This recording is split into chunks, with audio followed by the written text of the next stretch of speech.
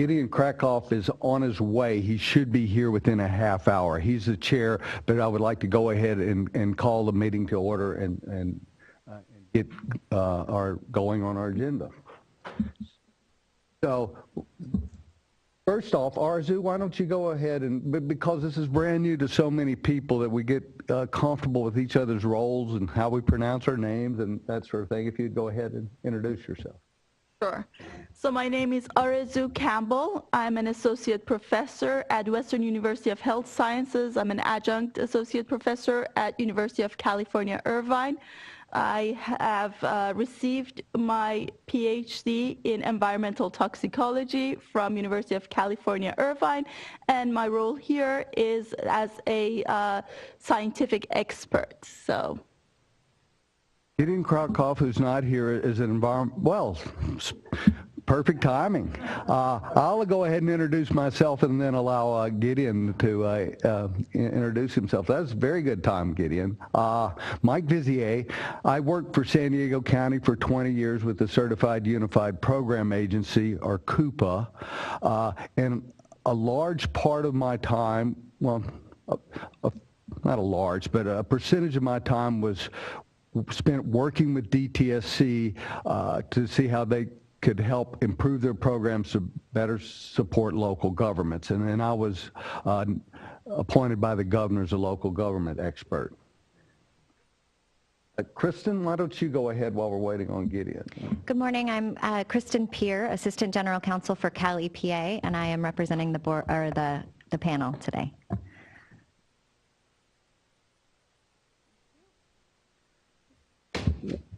Well, while we're waiting on Gideon, why don't, if the DTSC staff could come forward, and again, I don't know that we'll continue to do this for every meeting, but I think at least initially, so that we know your names and your positions, so that we can better get to understand your roles at the Department of Toxic Substance Control.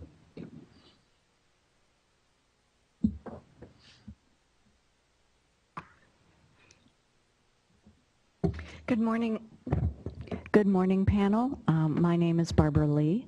I am the director of the Department of Toxic Substances Control, and I have with me 4 staff members who will be making presentations to you today on select topic areas.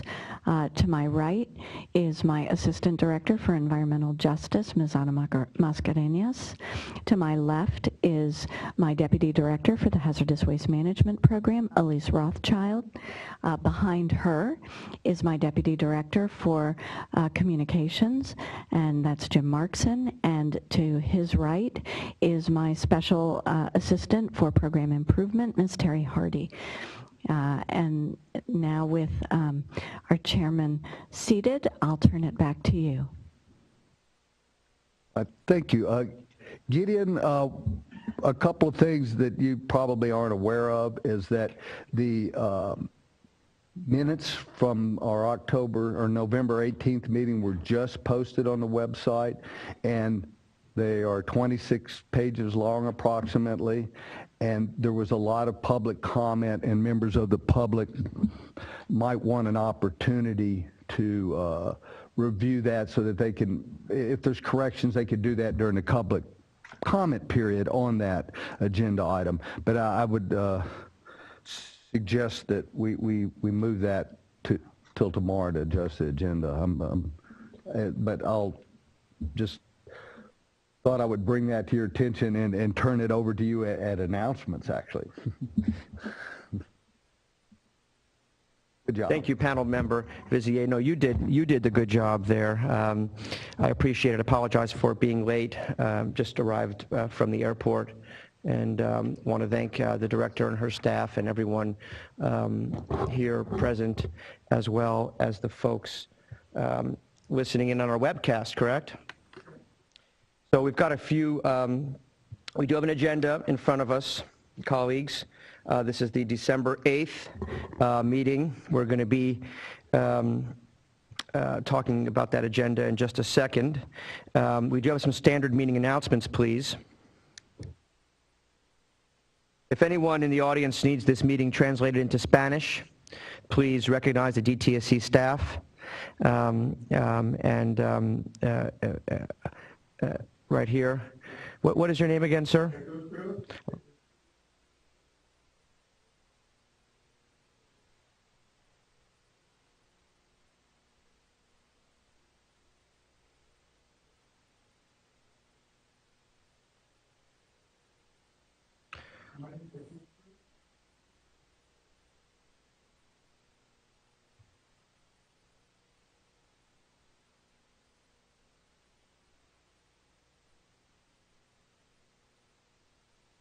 Mil gracias, Jesus.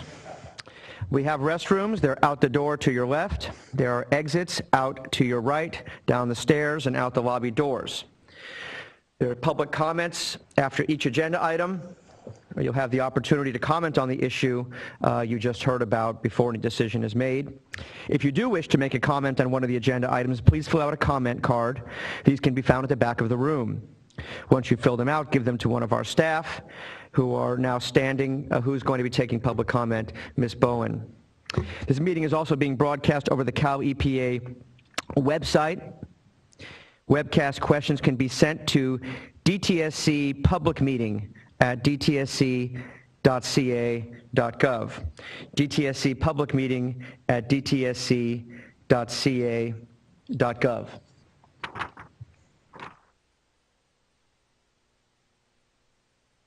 What I would like to do, it's not necessarily on the agenda, but I would like to stand and salute the flag and say the Pledge of Allegiance, please.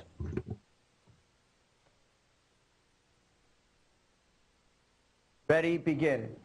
I pledge allegiance to the flag of the United States of America, to the republic for which it stands, one nation, under God, indivisible, with liberty and justice for all.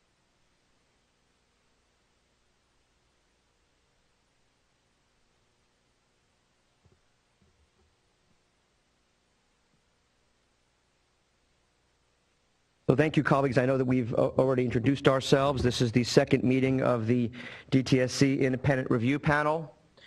We have an agenda in front of us.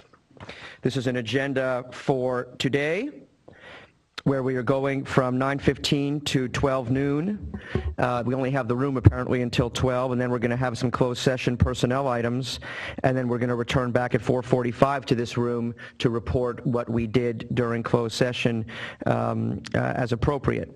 Then, tomorrow, we are going to be in the coastal hearing room, which I guess is next door, and we have a pretty full agenda for tomorrow from 9 a.m. to 4 p.m. We also are meeting in Los Angeles on December 18th at the Caltrans building. The agenda for that, I believe, just went out yesterday. So our panel, to the extent we can, is trying to really hit the ground running here. We have an agenda review, is item 4 on our agenda today. We've already talked about the minutes just being posted, and in fact, I do not have a copy yet of the minutes. Do you? Yes, I do. Okay, do you have a copy? Okay, so I'd like to see if someone can present me with a hard copy of the minutes. I'd appreciate that. But we will move that item around possibly to right after general public comment, or perhaps even after the department's presentation. The big ticket item today is the department's presentation. That's going to be item 7. We talked about that with the director and her staff last meeting, that we wanted to get a sense as to what the director's priorities are and ways to sort of measure, metrics to measure the success of those priorities that can help inform the panel's activities and reporting in terms of these 4 areas of enforcement, permitting, public outreach, and fiscal management. And I do see that we have a presentation from the director here. I must admit it's one of the longest PowerPoints I've ever seen, and I'm very excited to hear it from you. And I got a cup of coffee just to make sure that I can get through the whole thing here. and then we're going to have the closed session. So that's the agenda for today, colleagues. Is there any comments or thoughts on the agenda other than moving the minutes out a little bit to later in today's session? I would prefer to move. Yes, my mic's on. I would prefer to move the minutes approval until tomorrow, just to give everybody time. Myra did a wonderful job, and they're 26 pages long, so there's a lot of information, and I think you might take more than a few minutes to study them and give everybody the opportunity to do that. Point is well taken. Can we do that, Council? Yes, I believe so, as long as you provide notice to the public and they're going to have an opportunity to talk about it tomorrow. I think it's fine. Fine, so we'll move the minutes to tomorrow. Is there any objection to that? No. Okay, hearing none, we've just moved the minutes to tomorrow. So any other comments, colleagues, on the agenda review for today's meeting? None.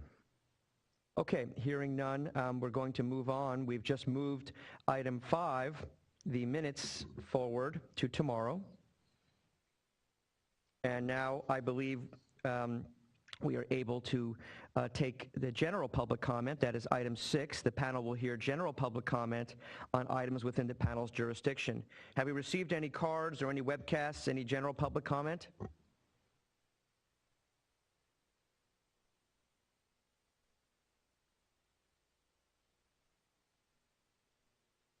Welcome.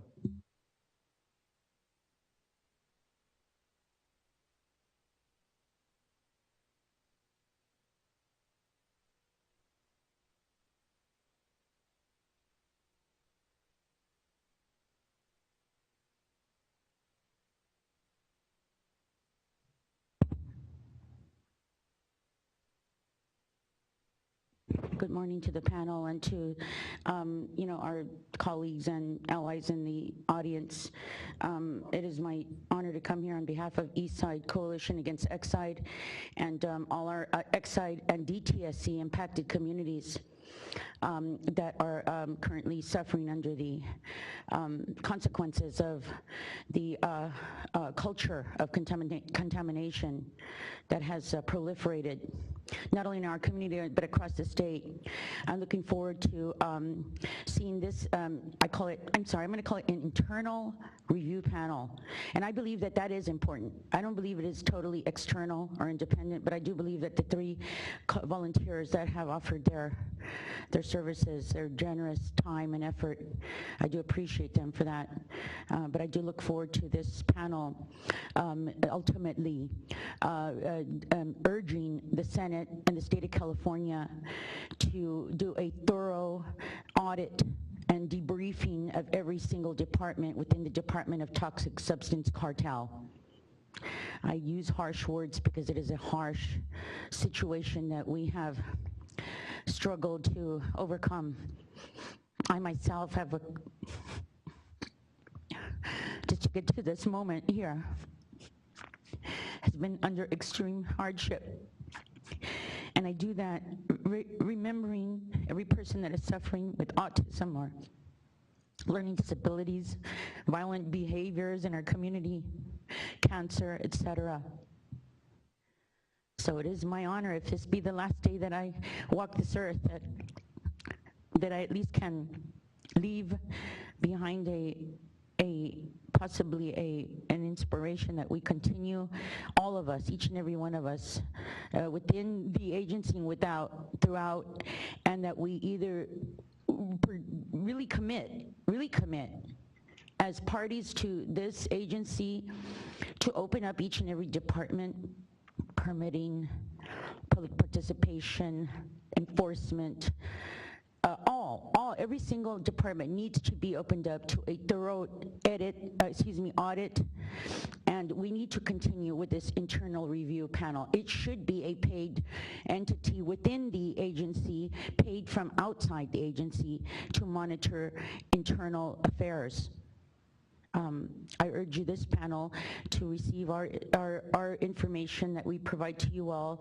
Some of us may not be as sophisticated or polished or accomplished as others, but I hope that you will be able to process our contributions, and to the end that I realize this panel cannot possibly micromanage and reform each and every minute issue within this agency and at every level in every area of California, but bringing this body of evidence that our community, that this agency has arrogantly disregarded the public's health and contributions, that you all will demand that the Senate, the state of California, bring in a truly external overview, be it the Inspector General's office,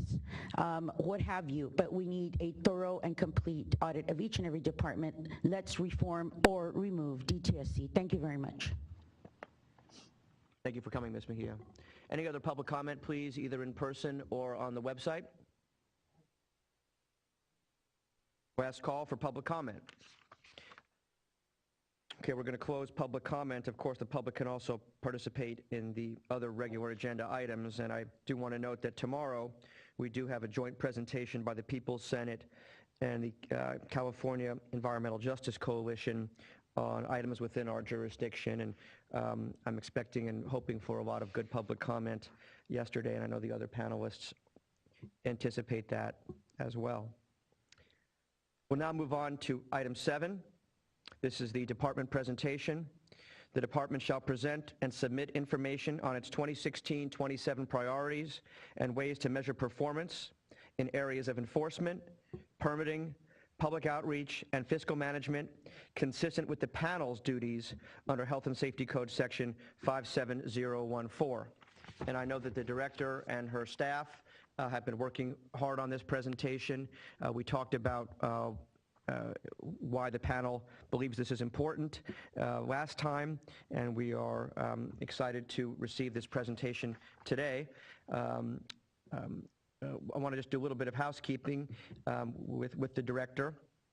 We have this PowerPoint presentation, and I know you're going to run through this with your staff. Approximately how long do you think you need for the presentation, Director Lee? Mr. Chairman, we have not actually run through it start to finish, so I can only take a guess.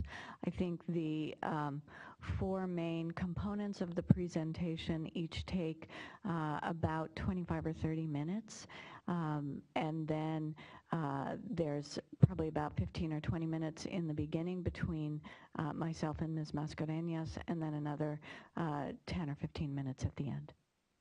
Great, thank you very much. So it's just a time check. It's 9:38 by my clock. We have the room, more or less until noon, so that gives us about 2 hours and 20 minutes here.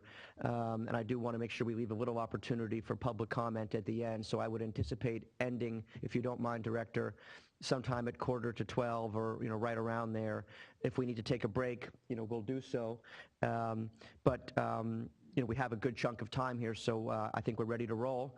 I'll turn it over to the director and her staff. Thank you. Thank you very much, Mr. Chairman. Again, I'm Barbara Lee, the Director of the Department of Toxic Substances Control. We're here today before you to present to you an overview of our efforts to improve our performance in the 4 key areas that the panel has been asked to report on. Next slide. The department has one of the broadest environmental missions of any department in the state of California. Our mission is to protect California's people and environment from harmful effects of toxic substances by restoring contaminated resources, enforcing hazardous waste laws, reducing hazardous waste generation, and encouraging the manufacture of chemically safer products. Next slide. This is an overview of our programs according to the staffing of the program. As you can see, the largest program in the department is our Brownfields and Environmental Restoration Program, also referred to as the Site Mitigation or Cleanup Program, and it has about 1/3 of our total staff. The next largest program is our hazardous waste management program. That program has a little over a quarter of our total staff, and in that program you find our permitting, our enforcement, our Office of Criminal Investigations, and our policies group. We have a large Office of Administrative Services to support the total department positions, and we have currently about 1,028.5 positions. In addition to those 3 large slices of the pie, you see our Office of Environmental Information Management, our Environmental Chemistry Lab, Office of Legal Affairs, our Safer Products and Workplaces program, in which is housed our Green Chemistry or Safer Consumer Products program, our Office of Communications, and the Executive Office, which also includes our Office of Civil Rights and our Office of Legislative Affairs. Next slide. Colleagues, Director, one thing we should have discussed in housekeeping is how do we think questions should be addressed? Should we save questions to the end? Should the panel ask the questions as they come up? Do you have any thoughts on that? I'm sorry we didn't cover that before you started. No difficulties at all there. You are welcome to interrupt me at any time. Please bear in mind as we get into the meat of the presentations on your 4 focus areas, they progress in a certain order, which I'll explain to you in a moment. And so some of your questions may actually be answered later in the presentation on those focused areas. But if you have a question now, I would be happy to answer it. So does that make sense, that if you have questions, you can ask them, but sort of figure out what might be the right time? Yeah, it does to me. We're starting, to make sure I understand, we're starting big picture, and then we're going to go down in the details, and of course the questions that pop into my mind are details that are likely to be covered later. Okay. So we'll figure out, colleagues, when the right time for questions might be, but I think we do want to make sure that the questions that the panel has are answered, so let's make sure that we write them down or ask them. But thank you, Director. So what we're about today is talking about program improvement at the department. This has been an effort we have had underway for a couple of years now. It is certainly first and foremost in my mind in this year that I have been here. And we have some key elements of improvement that we have committed to. At the top of the list, we are really working to enhance the accountability of the department. That's the accountability and trackability of the programs that we implement, being able to check back and see whether, as we implement those programs, we are in fact doing it in a way that achieves the department's important mission. We also are working to enhance our accountability with all of the different groups of people who have an interest in the decisions we make and how we carry out our work. That includes the administration, the legislature, yourselves, the public, including the business community, and most importantly, the communities who are affected by the decisions that we make. We're working to improve our relationships with those communities. It's a comprehensive effort. Part of it you'll hear about in our discussions of our efforts to improve our public engagement today. But a lot of it is also embedded in a programmatic effort to address environmental justice as part of all of the department's core programs. And we'll talk a little bit about that, but hope to talk with you more about it in the future. As we're moving forward with our improvements, we're not looking to simply put out a fancy report or check a box. We are working to fundamentally change the way the department's programs and processes work so that there's a sustainable framework going forward to ensure that the changes we make result in real improvements and are carried forward into the future. As part of this effort, we're also looking at how we fund the work we do. And it's a priority of ours to make sure that the cost of performing our work is properly covered Part of that is on us to make sure we recover the cost that we are due reimbursement on from the regulated community that is responsible for paying those costs. And part of it is responsible fiscal management, which is something you're charged with advising us on, and we look forward to working with you on that, especially once the budget has been proposed by the administration, and we can talk then about the specifics that are in that budget. Next slide. Our improvement efforts began in 2012 as part of our initiative titled Fixing the Foundation. That was a comprehensive plan that included very detailed steps to rebuild our department with nearly 300 actions for improvement across all of our program areas. We have now completed almost all of those 300 actions, nearly 300 actions. The ones that remain are largely associated with IT projects and contracting issues that have required additional time and process that was unanticipated at the time we committed to them. Next slide.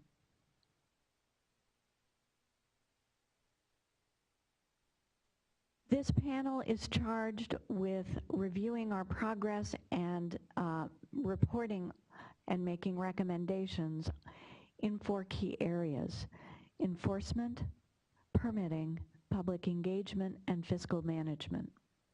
Our presentation to you today is structured around those areas. You will see for each of those areas an overview of what we're doing in that program, what the program consists of, its staffing and budget, its charges in statute, and how we implement those responsibilities. We're also going to talk to you about the improvements we have underway in each area and suggest some potential progress metrics for each of those areas as we go forward. Next slide. But I want to highlight in particular environmental justice. You will hear us mention it throughout the presentations today. You've heard me talk about it before at your last meeting, and Ms. Mascareñas is going to talk to you a little bit about it today as well. You're hearing it because it's a top priority for us. I have a deep personal commitment to environmental justice. I view it not simply as a matter of good engagement with the community, but in making sure that all of the core programs that the department is charged with implementing are done in a way to achieve the goals of environmental justice. To that end, we're developing a plan for environmental justice for the department that will embed those principles and actions into all of our core programs. So again, this is not a report or a plan that's going to be filed in a drawer so we can say we have a plan and we have an assistant director for environmental justice and we're done. It is a blueprint to look hard at all of the things that we do to clean up communities, to regulate hazardous waste, and to encourage the manufacture of safer chemicals, and to make sure that all of those things are done in a way that achieves the goals of environmental justice. So with that, I'm going to hand the presentation over to Ms. Mascareñas, my Assistant Director for Environmental Justice. Welcome, Ms. Mascareñas. Thank you. Good morning, members of the panel, members of the public and community here today, and also everyone watching on the webcast. My name is Ana Mascareñas. I am the Assistant Director for Environmental Justice and Tribal Affairs at the department. I started this past July, and I'm very thankful to be here. This is a newly created position for the department, grown out of the need for the department to fully embrace an environmental justice approach. And I'm very thankful for the community members who organized and advocated for the creation of this position and the recognition from the department as a top priority. What I'll be doing today is briefly highlighting some of the elements from the 4 key areas that will be presented later. These are elements that are seeking the beginning of promoting environmental justice into the programs at DTSC. California was one of the first states to codify environmental justice in statute. As you may know, that calls for fair treatment of people of all races, cultures, and incomes with respect to the development, adoption, implementation, and enforcement of environmental laws, regulations, and policies. Environmental justice is about a fair process, but many also recognize that fair outcomes must result. I approach environmental justice with the goal of protecting communities most burdened by pollution and most vulnerable to its effects. In my time with the department thus far, I've listened to and learned about many concerns from EJ and tribal communities. In addition to starting to facilitate improved communication, my aim is to make sure the department can improve actions in communities, use those opportunities to identify systemic changes that are needed, and find and promote solutions statewide. Next slide, please. Actually, the previous slide is fine, thank you. So, as mentioned, I'm working to develop a comprehensive EJ strategy for the department, which includes, number one, identifying hidden biases and inequities within our programs. Number two, emphasizing and really achieving frequent and ongoing community engagement. And number three, promoting problem solving and addressing of community concerns across the entire department's program and its work. In order to better understand and to prioritize work that will benefit environmental justice communities, the department is making use of the Cal EnviroScreen tool. That is a screening methodology that can be used to help identify California communities disproportionately burdened by multiple sources of pollution and vulnerable to its effects. This is just one tool being used in the development of an enhanced review process for EJ communities.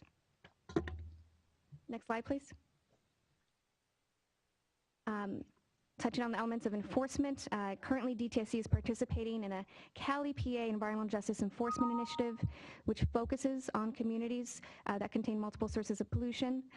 The initiative enhances communication with community members and considers EJ in compliance and enforcement. Last year's pilot project took place in Fresno, and an LA and Pacoima initiative are currently underway. I also want to mention that the department participates in IVA Networks. That's an acronym for Identifying Violations Affecting Our Neighborhoods. It's a community-led initiative that incorporates community experiences and government to address environmental hazards in communities. Basically, the communities can report a suspected environmental violation online, and there's an in-person meeting for community members and government to come together and address those problems. You'll hear more about the enforcement programs in enhancing enforcement in vulnerable communities initiative a little bit later. We're also in the final stages of adopting a supplemental environmental projects policy. Those projects can be undertaken by a violator to offset a portion of the penalty for a violation. The projects will promote benefits for environment and public health that go beyond compliance with the law. The department is establishing a preference for a community nexus and benefit of EJ communities, and that can be up to 50% of the enforcement settlement. The policy is in line with this Assembly Speaker's Bill 1071, which requires Cal EPA to adopt a set policy to benefit disadvantaged communities. Next slide, please.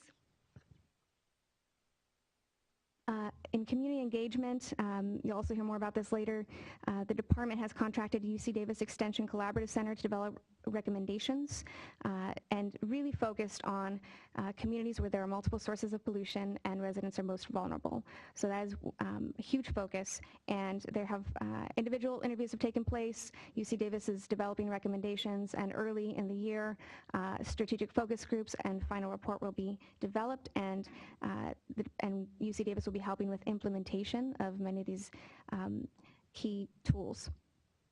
Next slide, please. In permitting, I just wanted to mention that several bills were passed by the legislature and signed by the governor this year, thanks in large part to many environmental justice groups and communities who continue to advocate for program improvements. AB 1075, for example, requires the department to consider repeating and incurring violations and noncompliance. SB 673 also calls for programmatic reforms, including strengthening environmental justice, enhancing public health protections, increasing public participation. The department has already initiated some of these efforts and conducted pre-rulemaking activities in preparation for some of the identified criteria. As shown on the slide, the permitting enhancement work plan, which will be delved into later, I'm working with the work plan team specifically on two goals of improving public engagement and also identifying and addressing early on concerns of EJ communities in the permitting process. That is what I mentioned earlier, developing that enhanced review procedure that will include a list of potential mitigation and health concerns in the permitting program. The department has also started informal public feedback sessions on the draft violation scoring procedure. That's to clarify how a facility's compliance history can be used as a basis for determining when to, what violations would justify denial of a permit application or revocation of a permit. Next slide, please. I wanted to mention also that in the way of pollution prevention and hazardous waste reduction, the initiative called Community Protection and Hazardous Waste Reduction Initiative seeks to set up 3 pilot projects with the goals of, number 1, reducing hazardous waste generated, treated, and disposed in significant quantities in California. Number 2, identifying hazardous wastes generated that compose substantial risks or hazards to human health and the environment. And number 3, identifying hazardous wastes that are disproportionately burden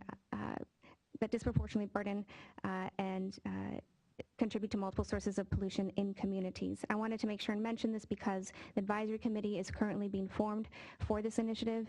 Applications are available for community members to in English and Spanish to participate in this large pilot underway. Also, the approach of making sure that an upstream approach in our Safer Consumer Products program, that taking a look upstream, making sure products in our homes, in our workplaces, in our communities that we're looking to make sure that the toxics are prevented as much as possible. In closing, really just like to emphasize that public engagement is definitely a key aspect of promoting a fair process, but we also, within the EJ strategy, are looking at how final decisions are made and how environmental justice and tribal communities are impacted. Thank you for your time this morning. Colleagues, any questions for Ms. Mascareñas? Panel member.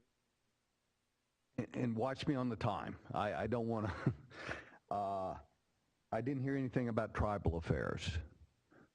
Right, I was focusing on environmental justice for this brief overview.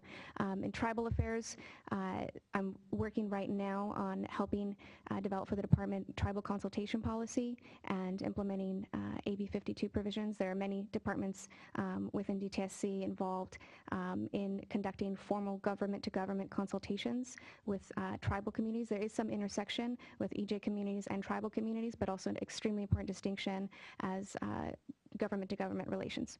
Okay, great. And maybe later we can have a more detailed conversation, or just that. Thank you for that. If I might, I'm sorry. I was just going to say, if I might add, what we're trying to do today is identify program areas that we hope we can have more detailed discussions with you about going forward. And in the interest of you having some foundational material to prepare your initial report, we tried to give you an overview of each of these 4 areas that you're working on.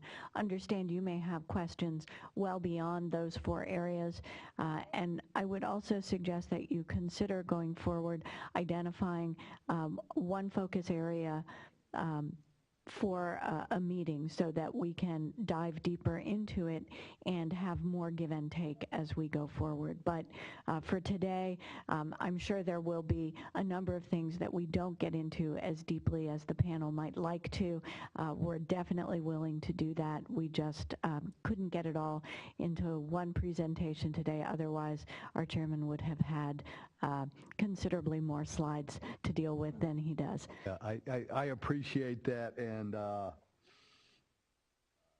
The good thing is your presentation brought up a whole lot of questions in my mind, which I think is important and interesting, and I'm confident that you probably have thought and considered them. But I would like to later go into more details as Director Lee suggests. But so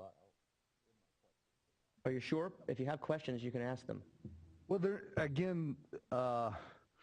they're digging deeper still, and I want to respect the time frame that they've got, and I will ask these questions eventually. Yeah. Member Campbell? I appreciate the overview, and I think that it is nice for us to see kind of the framework of everything before we delve deeper into the details, because our task really depends for us to understand, like we were discussing last time, what are the measurables, what are the certain benchmarks that we need to achieve. So I think that this gives us an idea of kind of a general idea, but for us to be successful in our task, I think we need to find out a little bit more about the details, basically where the department is at presently, and in 6 months, what are some of the changes and what are the measurables to mark those changes, kind of. And as we move forward, I think we do need to have precise and specific benchmarks. And that requires more detail, and that requires us to delve into kind of a little bit into the minutia. But I do appreciate this global approach. It really does give us a good understanding of the different sections that we're responsible for. Thank you. Anything further, Member Campbell? Yes, that's a very important point in what the panel is going to be doing. I do expect in this 130-page PowerPoint there's going to be some details, certainly, but overall I think that is core to the mission of this panel, and we're going to need the department's help to do that. So Ms. Mascareñas, how long have you been with the department for? Since July. So I have known you for about 10 years, and I think it's a real treasure that you have decided to go into public service. I know that a lot of the folks that have worked with you have really appreciated the energy and intelligence and ethical approach that you've brought to your work here. I think you're a real benefit for the department, and I've heard only good things from the director and many folks in the community about your work, and hopefully that will just continue to grow. I do have a couple questions for you, just very brief ones. You mentioned the EJ plan that you're working on. That's going to be in writing? Yes, And when do you expect to have it? early next year. Which means March, April, when does that mean? February. February. And is that going to be a draft that goes through public review and then finalized, or how is that going to be presented? I'd like to present it as a draft for feedback and review before finalizing. So you're hoping to have that draft in February? Yes. Thank you. You talked about the EJ enforcement initiative, and there were a couple 3 locations for, I guess, 2015, correct? The timeline on all of these is a little different. If you're talking about the 3 locations, Fresno, that initiative happened last year, and LA and Pacoima are this year. So that's 2015 for LA and Pacoima? Correct. And then what are you looking for in 2016? Is that program going to be expanded? I believe the program is being expanded, but I will have to get back to you because it is an agency-wide initiative. I'll have to get back to you to find out. I've heard a lot of comments from folks in the EJ community that they like those, that they're hoping the department could continue to prioritize those and expand that to other areas as well. You mentioned the UC Davis folks. They're expected to have some sort of deliverable to us, and I know that this may be for Mr. Markson as well, but in March, you said? Yes, actually starting in January is when a draft set of recommendations will be shared for focus groups. You think it might be possible for those folks to present to our panel at some point in time? I don't see why not. Okay. Finally, you talked about the SEP policy. SEP policy has taken a long time to get final. And I've heard some concerns from the folks in the environmental community that, that there are some holdups that may constrain the use of the SEPs because the responsible parties paying the penalties may not be released until the SEP money is spent, and so why would they do that? They want to just pay the money and be done and not have to wait until the SEP is fully accomplished. Is that still a holdup? Where are we in terms of the timing of getting this policy completed? We're in the final stages, final review, and the issue that you just mentioned, I believe, has been addressed in a way that communities were stating as a concern, has been addressed in the language. And so the SEP policy, does that have to go through some sort of regulatory comment and publication, or is that just something internally that you can finalize, if you know? There were a series of public workshops that took place within the department before I joined the department, but public comment was taken during those, I believe it was 5 workshops across the state. And so that information was taken into account and integrated, and there were some additional conversations. So the policy will be finalized. There is a process for developing guidance documents and implementation after that. When do you expect the policy to be finalized? I'm not holding it to a specific date, but can you give me an estimate? This year. Sometime during 2016 it'll be finalized? I'm sorry, 2015. Okay, thank you very much. Anything further, colleagues? Okay, thank you very much, Mascareñas. We're so blessed to have you as part of this agency. Thank you, Director. Our next presentation is on enforcement. Deputy Director for Hazardous Waste Management Program, Elise Rothschild. Welcome, Ms. Rothschild. Good morning, everyone. Thank you for the opportunity to share a couple of my programs. I am the Deputy Director of the Hazardous Waste Management Program, of which 2 of the programs are enforcement and permitting, and those are the ones I'll be doing presentations on today. A little background on myself: I've been with DTSC since January. Before that, I was with Sacramento County Environmental Management Department for 28 years, and I managed 20 environmental regulatory programs, of which one of them was the CUPA. Next slide. So the generator requirements are enforced by authorized local agencies, also known as Certified Unified Program Agencies, which is the CUPA. DTSC is responsible for enforcing cleanups, toxics in packaging, consumer product bans like mercury-containing devices and copper-containing brake pads, universal waste like electronic waste, and in the future we will be enforcing the safer consumer product requirements as well. U.S. EPA retains authority for enforcing those federal laws that are not adopted by DTSC. Next slide. Besides enforcing the hazardous waste laws, enforcement provides emergency response support to local agencies, supports the permitting division, assists Cal EPA with evaluations of the CUPAs, and are the CUPA in Imperial and Trinity counties. California Health, next slide. California Health and Safety Code Section 25404.4 requires the Secretary of the California Environmental Protection Agency, Cal EPA, to triennially review each CUPA's ability to carry out the requirements of Health and Safety Code Chapter 6.11. Cal EPA, the California Office of Emergency Services, the Office of State Fire Marshal, the State Water Resources Control Board, and DTSC conduct a program evaluation of each CUPA every 3 years. Next slide.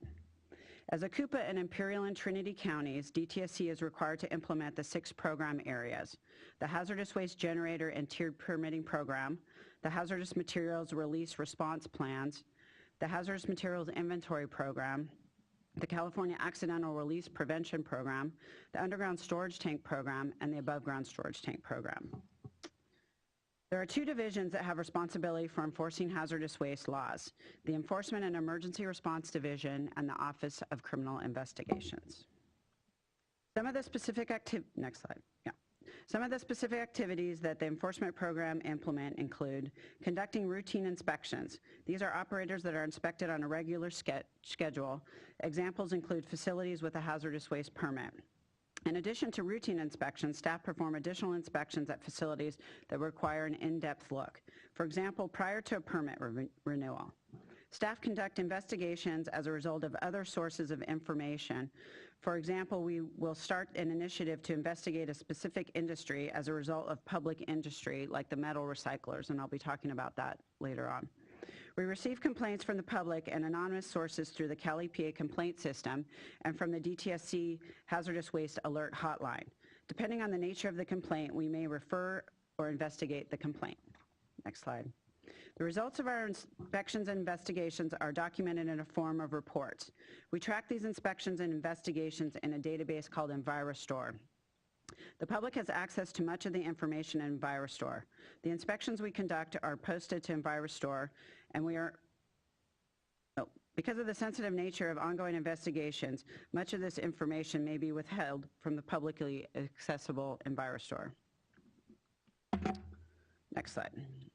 We must take enforcement action within a time limit imposed by law. This is called the statute of limitations. Staffing levels. The Enforcement Emergency Response Division has 113 positions with 82 field certified environmental scientists, senior environmental scientists, and branch chiefs.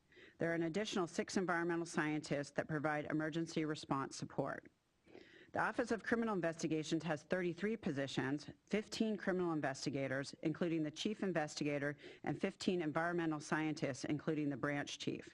Both groups have office technicians and analysts as support. Next slide.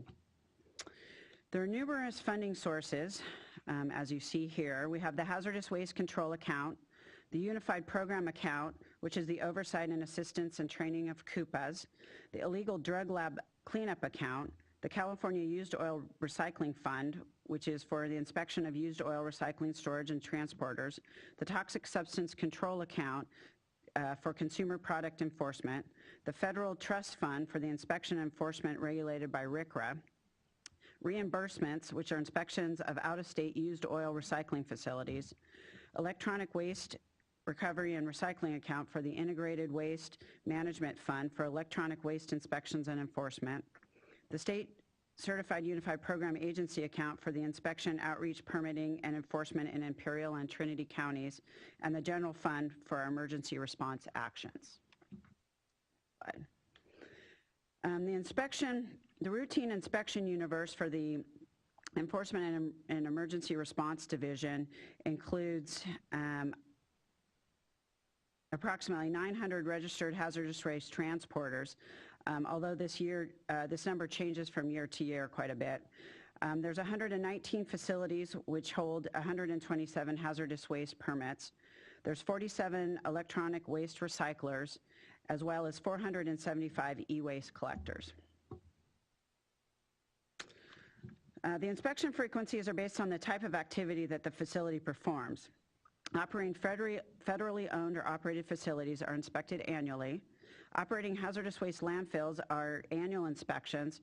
However, we have been conducting semi-annual inspections at the 2 most active landfills, which are Kettleman and Buttonwillow. All other facilities with full permit are inspected every 2 years. Facilities with a standardized or state-only permit are inspected at a frequency from 1 to 3 years. And post-closure permits are inspected every 3 to 5 years, depending on the results of their last groundwater sampling. This slide shows the number of inspections. We do about 400 per year. And this slide shows the number of Class 1 violations, the enforcement actions, and the penalties assessed in the last 3 years. DTSC, as an authorized state, is expected to conduct inspections based on the RCRA compliance monitoring strategy.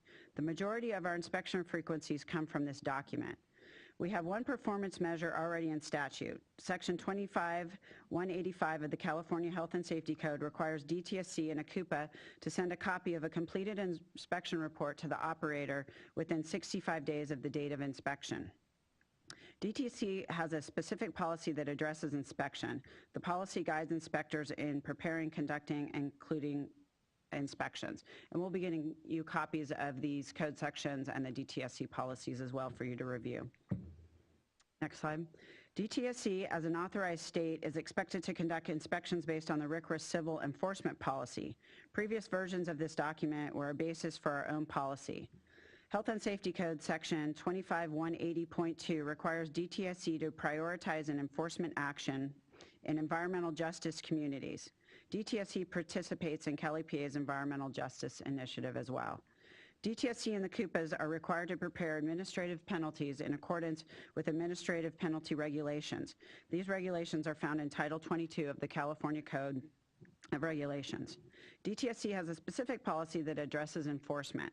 The policy guides inspectors in identification and classifying violations, as well as identifying the appropriate enforcement action. Next slide. This is where we fall out for fixing the foundation. We've already completed some improvements to the enforcement program as tasks in the fixing the foundation. And these were identified in the April 2014 update. Next slide.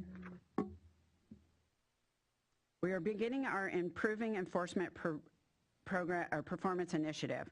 We requested and received additional staffing to improve our enforcement process.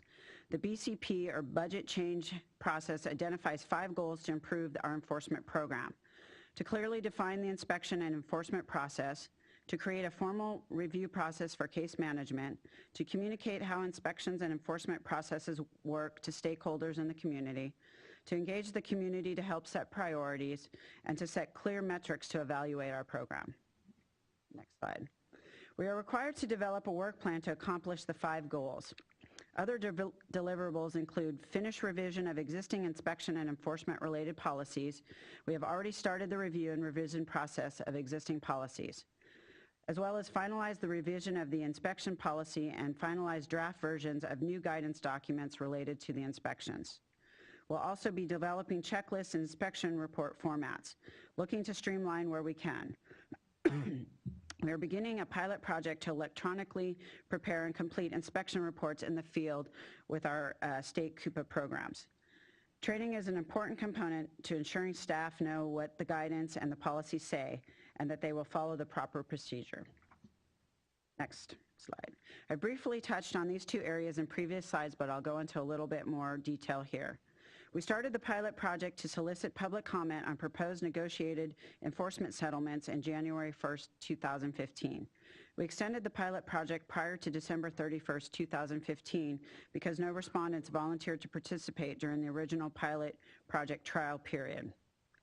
If no respondents volunteer by December 31st of 2015, we will then extend the trial period until January 30th of 2016.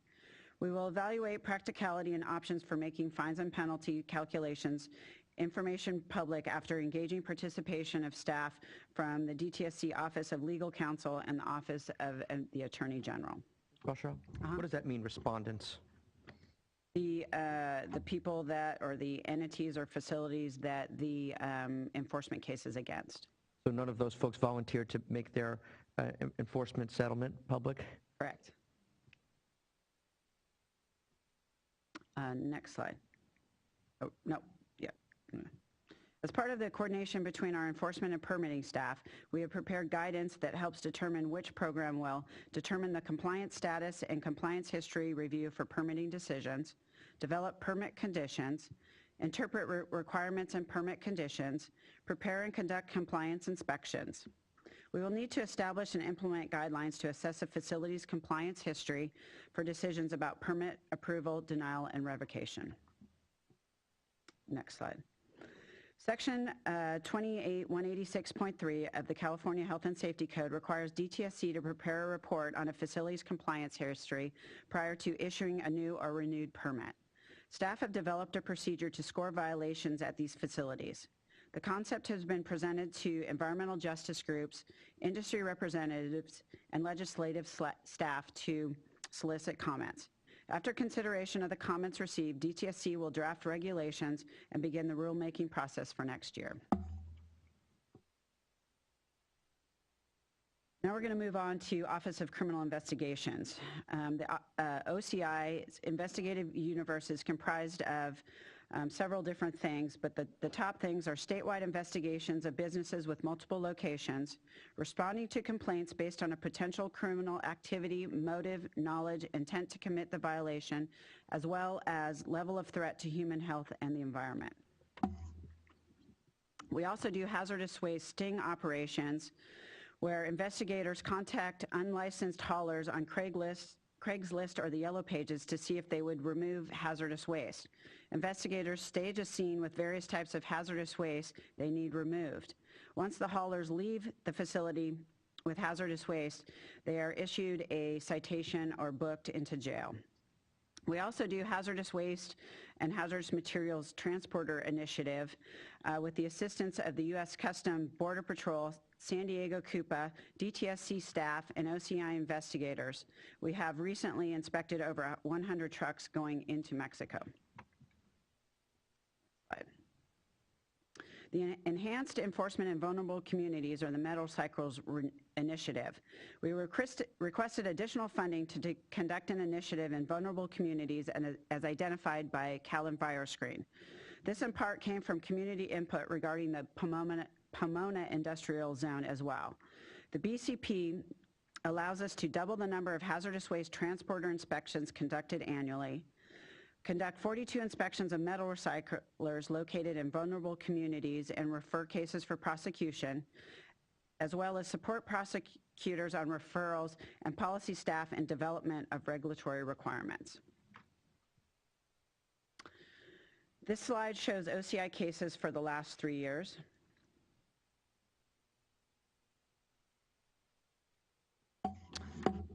Next slide. OCI has recently completed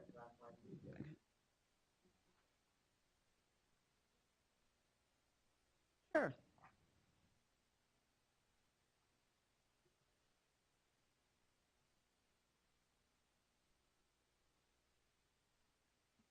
Yeah, that's a big jump. I mean, that's an order of magnitude jump between the fiscal 13, 14, and 14, 15. Can you, that coming up, are you going to Can I tell you why? Sure. So my understanding, and I wasn't here at the time, but my understanding is that there were a lot of open cases that OCI had on their books, and they were in various stages of investigation and completion. And then they basically determined that they needed to kind of get a handle on the number of open cases. And so what they did then in 13, 14, and 14, 15 is they evaluated those open cases and started closing them out. So they didn't really open any new cases. They were trying to close out their books and get a good list of open cases. I think also part of the large jump is I think there was a very substantial penalty that was paid for a statewide, a company that had a large statewide violation. Oh, yeah, sorry, if you're talking about the penalty amount, yes. I was talking about the number of cases. Just a quick observation. I would assume that if the cases, basically there's no open cases is because you're working on closing some of those cases. I mean, how come the cases closed didn't improve? I would imagine that there would be a jump in those numbers. I would have to get back to you with the specifics on that. I don't have an in-depth dive into that, but I definitely will talk to the appropriate people and find out for you. If we were to, thank you very much. If we were to ask you how many cases have been, are open and not yet resolved, is that a number that is public and you could share with us when you're ready? Yes. Thank you.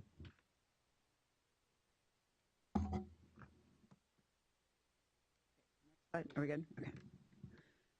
OCI has completed a Lean Six Sigma process. The data indicated that cases took an average of 400 days from the date of initial investigation to referral to the district attorney or attorney general. The Lean Six Sigma project started in February of 2015 to address the backlog of cases. The recommendations from the project include use of case tracking system with a step rating system, use of a matrix to evaluate and the value and complexity to prioritize caseload, identification of metrics to evaluate performance, as well as achieve a target of 95% of cases filed within 6 months. Next slide. This is the proposed performance metrics for our enforcement group, and we look forward to working with you on our proposed performance metrics.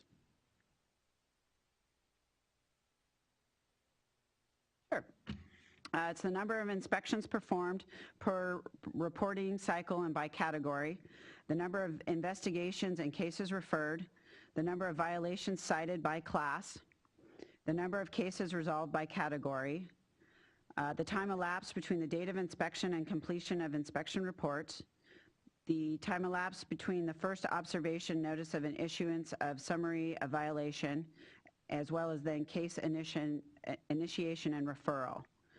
Also the dollar amount, which we want to highlight is important to track, but is inappropriate to have a target for, but we will report back to you the total fines that have been assessed, as well as the value of the SEPs. Also compliance rate for permitted facilities and other categories, and overlay above data for comparison in Cal EnviroScreen. Thank you very much, Ms. Rothschild. Colleagues, you have questions? I'll start with Mr. Vizier.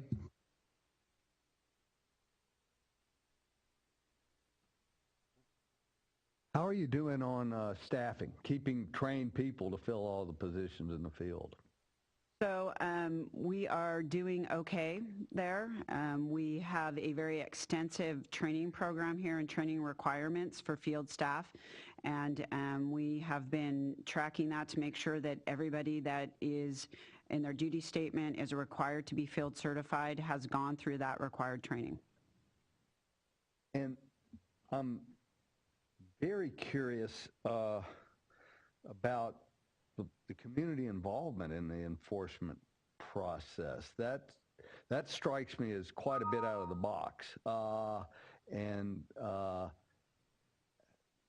you elaborate on how that's going, or if anybody else in the country or California is taking that approach? I mean, I'm not aware that anybody else is.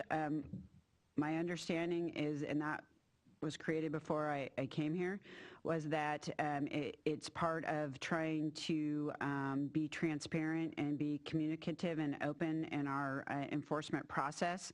And so it was an idea that was created to determine is it appropriate to have public input on these settlements.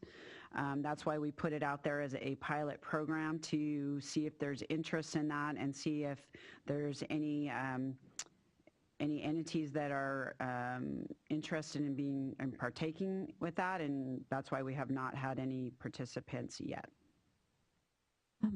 If it's all right with the panel, I'd like to elaborate a little bit. This initiative also predates my joining the department, but I do believe that it stems from a desire on our part to address concerns we've heard from community groups that the department arrives at settlements for cases without fully considering issues the community may be aware of that could impact how we settle the case. So we're struggling to find a way to get that input in a way that recognizes that settlement negotiations are confidential, but somehow we do need to get better input before we make decisions in some cases. The pilot project has not been very successful. It does depend on violators volunteering to have the settlement become public before it's finalized, and for reasons that are pretty easy to understand, many of them are unwilling to do that. That doesn't mean that we stop there. We need to find a different way to get at the underlying concern.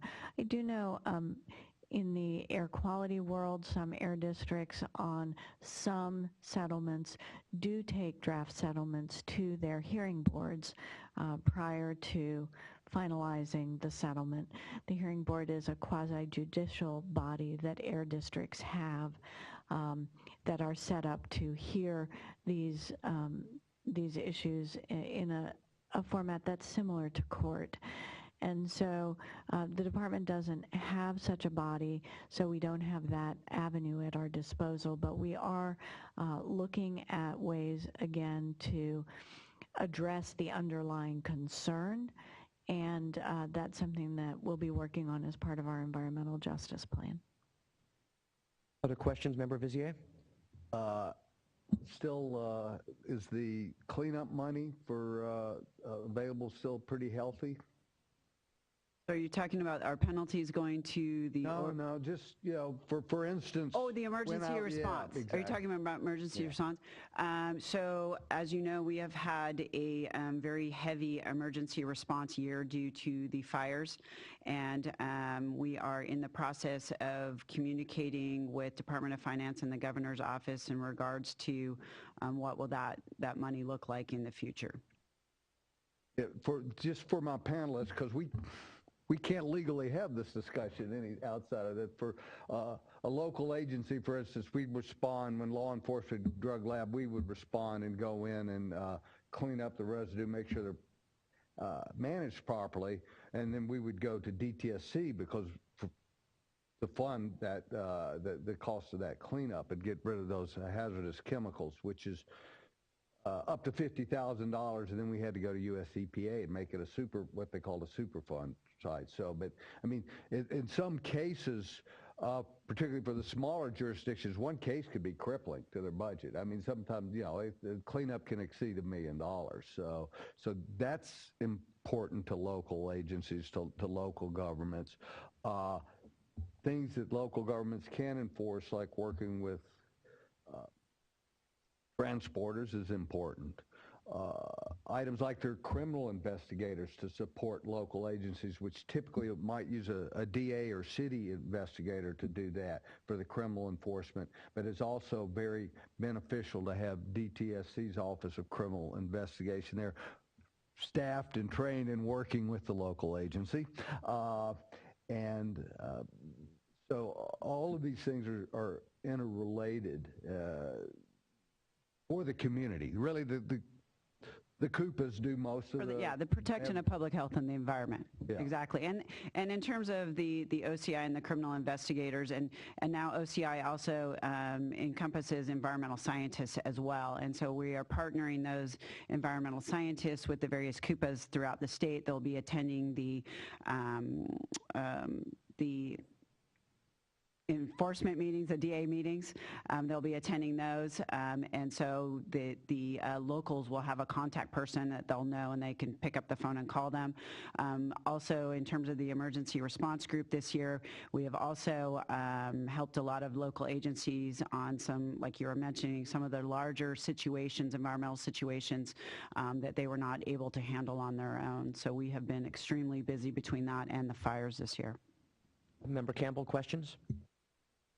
Yes, thank you.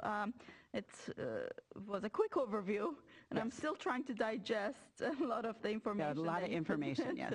I thank you for providing us some numbers that we can actually look at, some of the statistics that gives us a little bit of an idea of what's happening here. And I think one thing that I did notice is the budget that you showed us, and in terms of enforcement, I don't know how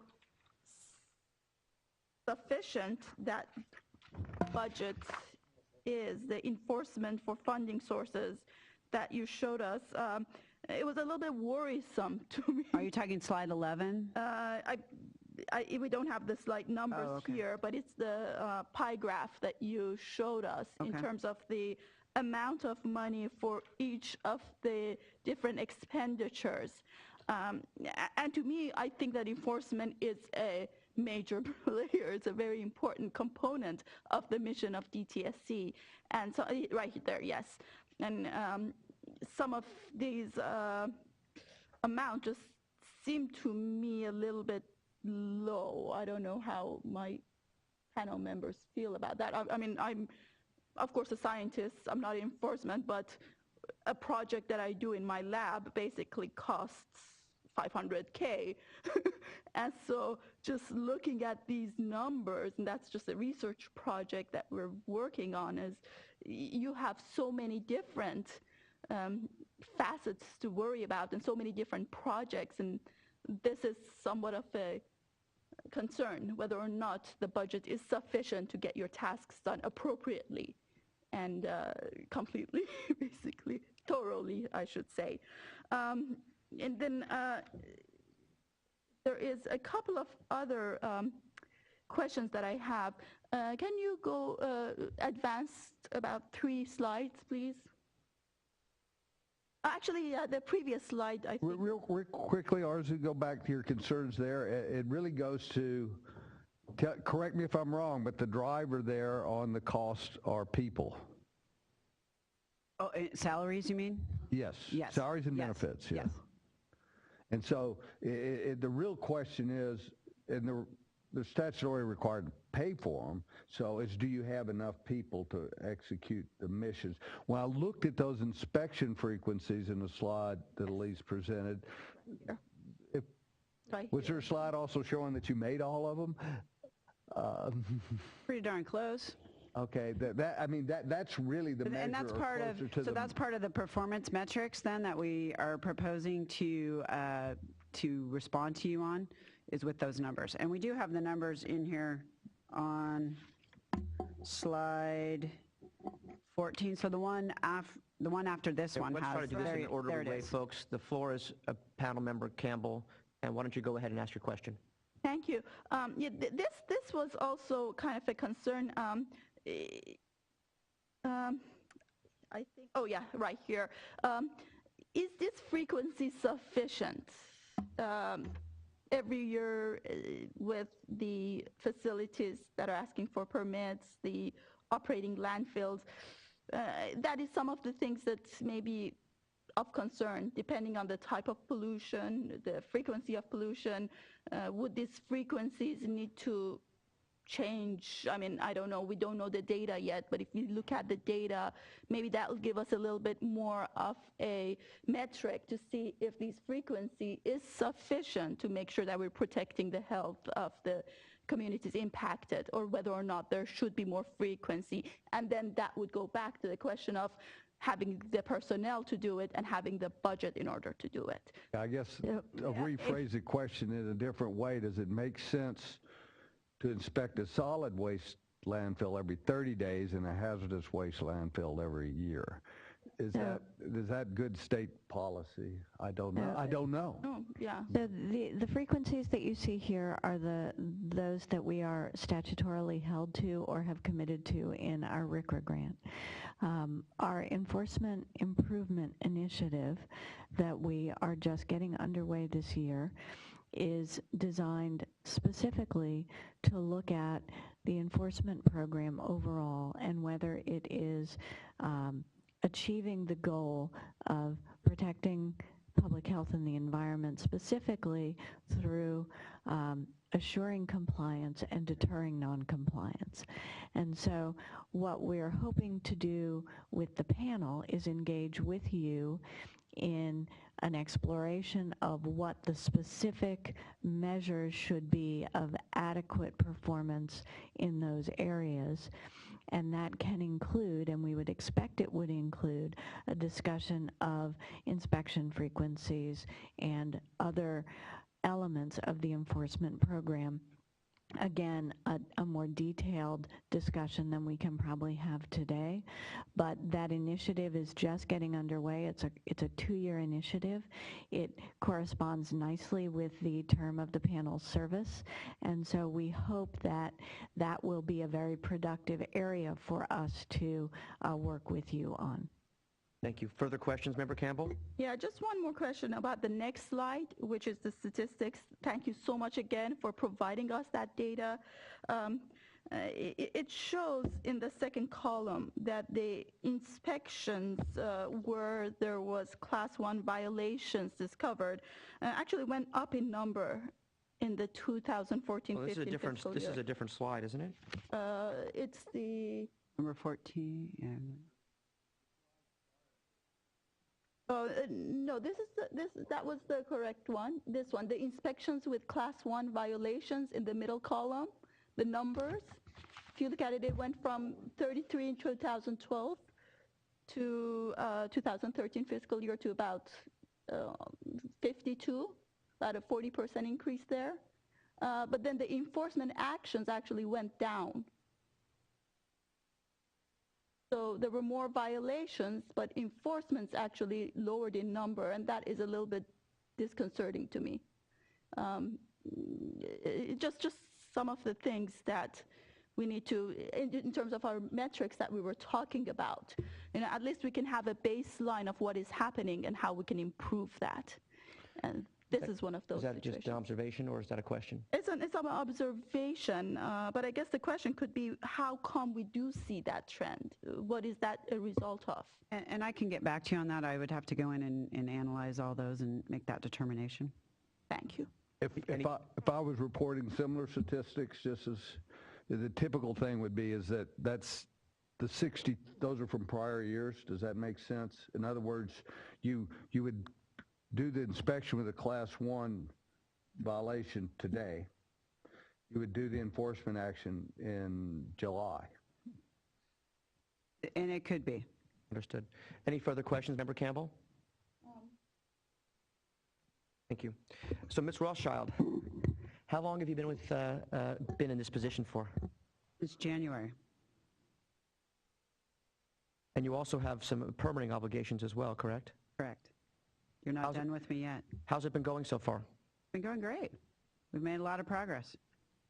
Really appreciate in this presentation, there's a lot in here in terms of, focusing in terms of potential metrics. I think that there's a lot in this presentation that this panel can directly take in terms of the enforcement piece, and I particularly appreciate the metrics that you put together. I know there's not any meat on those bones yet, and I know you're going to develop that, but I think that is quite helpful. Can we go to the last slide there, those performance metrics? But these are some of the things that I do think we should be thinking about. Member Vizier talked about this question about the inspections, and the question is, are the inspections occurring as required? Are we at 100%? And I believe that there is a time by which those inspection reports have to be produced. Correct. Are you doing that 100%? There's a time by which there has to be referrals to whoever. I think it's 270 days or 180 plus 60, whatever it is. Are you doing that 100%?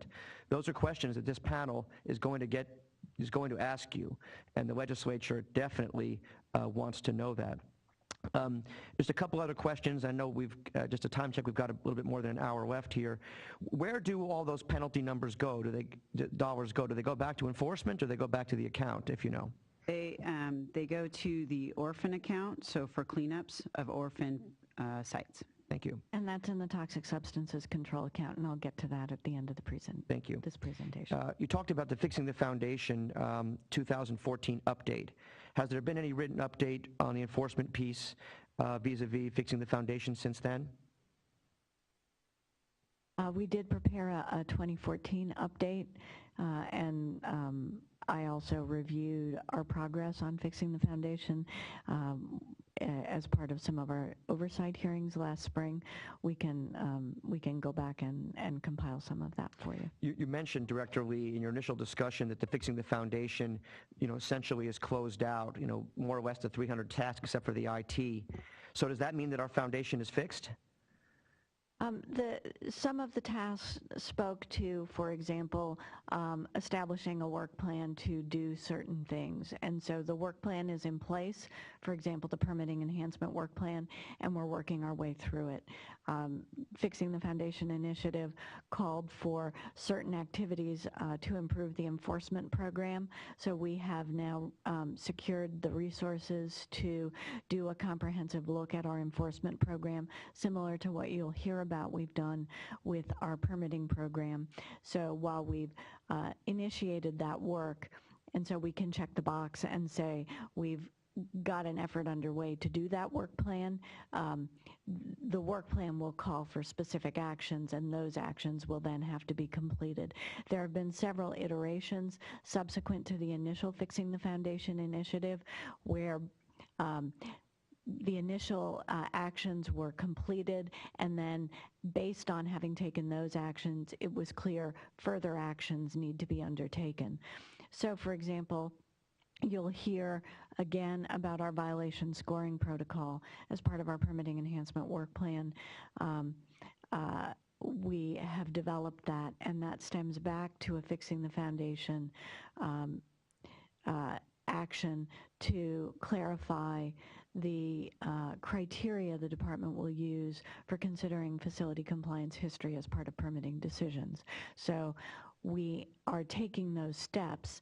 That was factored into the permitting enhancement work plan, and now we have a specific activity we're undertaking to implement that work. Okay, I understand the response. We have an enforcement performance initiative, correct, Ms. Rothschild? Correct. When do you expect to have that work plan in writing? We are in the process of hiring into those positions, and we hope to have a work plan done, I hope within 3 months. And that would be a draft? Yes. Thank you. You talked about the Pomona metal shredding and metal recycling enforcement. Have you gone out to Pomona and started that yet? That initiative also is in the hiring stages, and we're in the final hiring stages of that, and then we will be going out there. Thank you. One more quick one, and I think I've heard this, but I just want to make sure I did, that in looking at future enforcement frequencies, enforcement, and enhancing it, there would also be, perhaps in an environmental justice area, you would increase your inspection frequencies because, in my experience,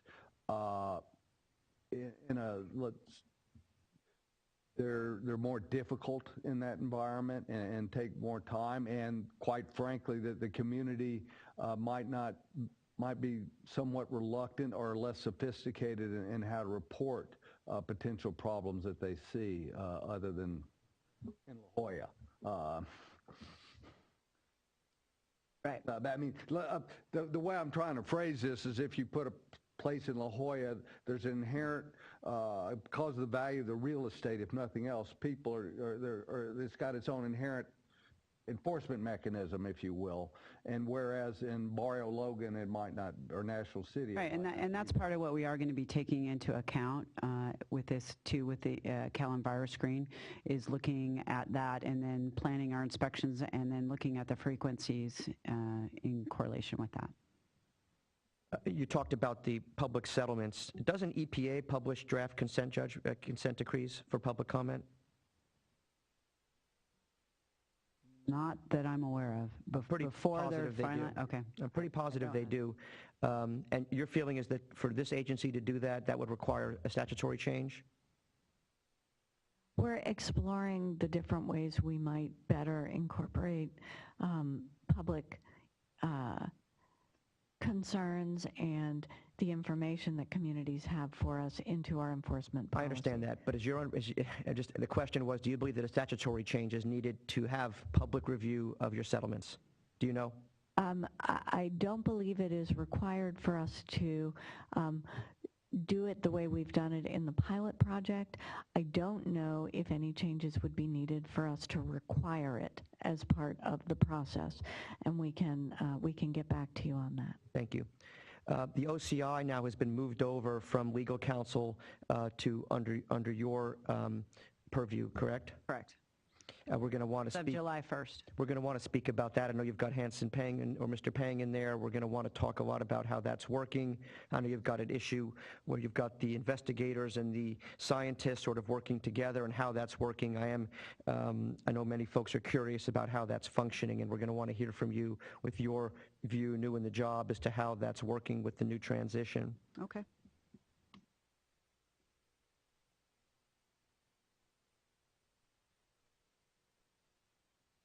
Also, this question of how the permits and the inspections sort of interact, and the coordination between permitting and inspection personnel, that's a topic that I know our panel is hearing a lot about from folks.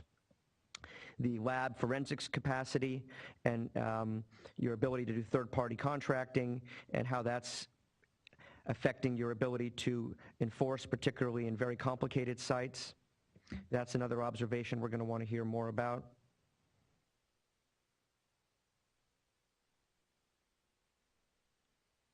This issue of the training, retention of enforcement staff that Member Vizier spoke about, very important, obviously. We're going to want to talk about, when we drill down, about the training and how you're doing on retention efforts.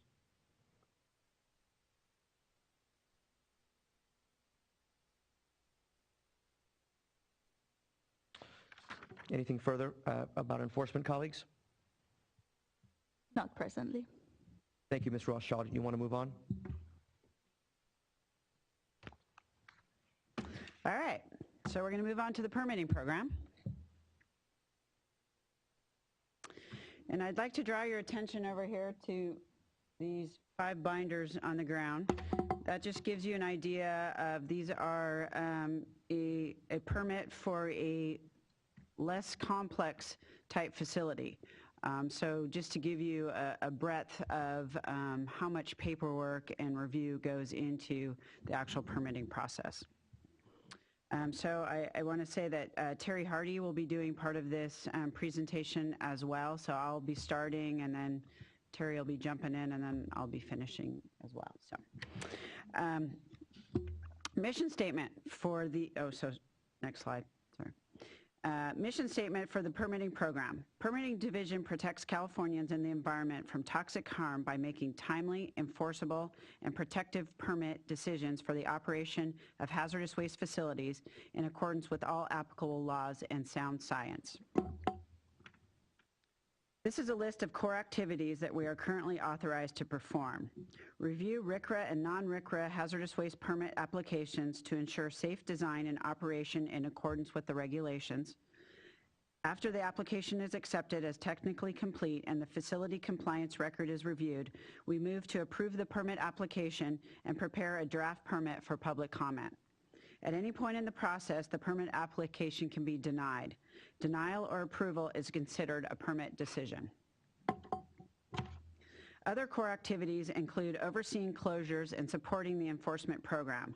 During the life of the permit, permitting staff ensure compliance with the permit conditions, process permit modifications when necessary, oversee compliance schedule items, and review monitoring data. Lastly, we work closely with US EPA in reporting our progress and supporting them in their reporting requirements. Who's the chief of permitting? Riz Gargazi. Hi, Mr. Gargazi. How you doing?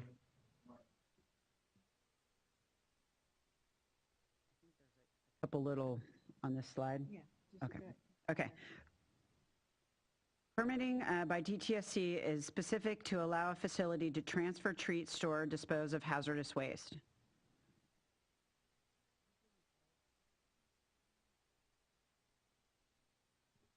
Thank you. DTSC permitting is required for all facilities that accept waste from off-site, while facilities that manage only the waste that they generate may be subject to a lower tier permit issued by the CUPA. Generally, DTSC issues permits for more complex and large facilities, such as Class 1 landfills, large treatment facilities, and RCRA hazardous waste sites. The full RCRA permit is a comprehensive permit tailored to the facility requirements and complexities. A standardized permit application is required to be submitted for all facilities that manage used oil, which is a California-only waste. Our permit applications address a lot of requirements, not just hazardous waste laws and regulations. For example, the process must adhere to the California Environmental Quality Act, or CEQA, requirements. This involves a comprehensive review of impacts of the facility on public health and the environment. Our process requires transparency with the community. The community is always given the opportunity to provide input and to review the draft permit decision. I will talk about some of the other elements of this chart later in the presentation. Permit decisions are made on several types of permits. Operating permits, which are all facilities that are not in closure or post-closure. This includes landfills, treatment facilities, recycling facilities, and storage facilities. It includes everything from used oil transfer facilities to metal recycling facilities and commercial hazardous waste operations. Post-closure permits include, for example, landfills that are closed. Any situation where waste is left in place requires long monitoring to ensure there is no migration of the waste to impact public health or the environment. Permit modifications include anything that would require a change in the permit application or permit conditions. So this includes simple changes such as a change in the name of the facility's emergency coordinator, or more significant changes such as a change in the type or volume of waste treated. Emergency permits are issued where treatment or handling of a hazardous waste is required at a location that has no permit, or in conditions where that were not otherwise permitted. One example is emergency permits to allow destruction of explosives found during law enforcement activities. Closure. When a facility ceases hazardous waste operations, the site is not just closed down. A detailed plan is followed to remove the waste, decontaminate, disassemble, and dispose of the equipment and waste. Samples are then collected to confirm that the waste and associated contaminants have been successfully removed. More specifically, facilities that treat, store, transfer, or dispose of hazardous waste require authorization to operate. This authorization is granted through a hazardous waste permit. The permit is based on the information provided by the applicant and their permit application. Applications include a description of the hazardous waste facility activities, units, equipment, and operation plans, record keeping, procedures for response to release or other emergencies, site-specific environmental setting, and training. The application will include engineering and structural specification, closure plans, closure cost estimates, and the mechanism for financial assurance. The application must demonstrate the ability to manage the waste in a protective manner. It is essential that the permit be enforceable. The objective of the permit is to establish the types and quantities of hazardous waste the facility can accept and the permitted activities with that waste, as well as to establish conditions that assure safe and protective operation. The term of a permit is valid up to 10 years. As mentioned, DTSC permitting makes a decision on applications for full permits and standardized permits. Presently, there are 119 permitted facilities. A handful of these facilities have more than one permit for a total of 127 permits. This is an overview of the permitting division staffing levels. The division consists of 8 management positions with 1 division chief, 2 branch chiefs, and 5 supervisors. We currently have a total of 34.5 permit writers and permit project managers. 12 permit positions will expire at the end of June 2016, 6 loan positions, and 6 limited term positions. This will leave us with only 18.5 permit writers. As you can see, we also have 4 project managers allocated to the Exide project. Permitting division works with internal DTSC support services to ensure adherence to a broad set of requirements. We consult with legal for the latest federal and state law provisions. Toxicologists and geological services assist with the technical review of the permit application.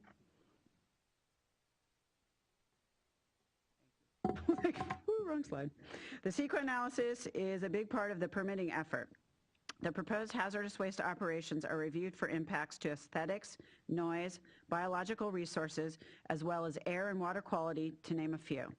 We go out for public comment on the CEQA analysis to be sure we have identified and addressed the community's concerns. Public participation in the Office of Communications perform the outreach and involvement of the public in the permit decision process. Enforcement staff are engaged to ensure that the permitting documents clearly articulate enforceable requirements, that they also perform the compliance history assessment, which is critical in the overall permit decision. Next slide. In the assessment of DTSC's permitting program, the need for additional staff is identified as a factor. This slide shows the historical levels of staffing and the associated number of permit decisions. Around 2008, there was a significant reduction in permitting staff due to the reorganization of the department. This graph shows the effect of staff reduction on the permit outputs. Because a permit application requires 2 to 5 years to process, much of the heavy lifting is accomplished in prior years to the permitting decision. For example, fiscal year 2008-2009 shows a high volume of permit decisions. This was because much of the work was completed in prior years, coupled with the fact that the less complex permits were issued during that time frame. Next slide. Funding sources. As you can see, more than 90% of the funding for the budget is in the Hazardous Waste Control account and the U.S. EPA RCRA grant. Some of our total funding is recovered from permit application fees and annual facility fees. These fees are placed in the Hazardous Waste Control account. The other source of funding is the fee paid by the applicant with the permit application. The applicant can choose to pay on a reimbursement basis as a fee for service or on a flat fee basis for DTSC staff to process the permit applications. Next slide. The previous slides covered the landscape of our program. Now I want to talk about what is happening with our improvements. In 2012, DTSC implemented the Fixing the Foundation initiative. DTSC had received complaints from the public about our permitting program. We held a World Cafe with the public and stakeholders to identify and understand the concerns.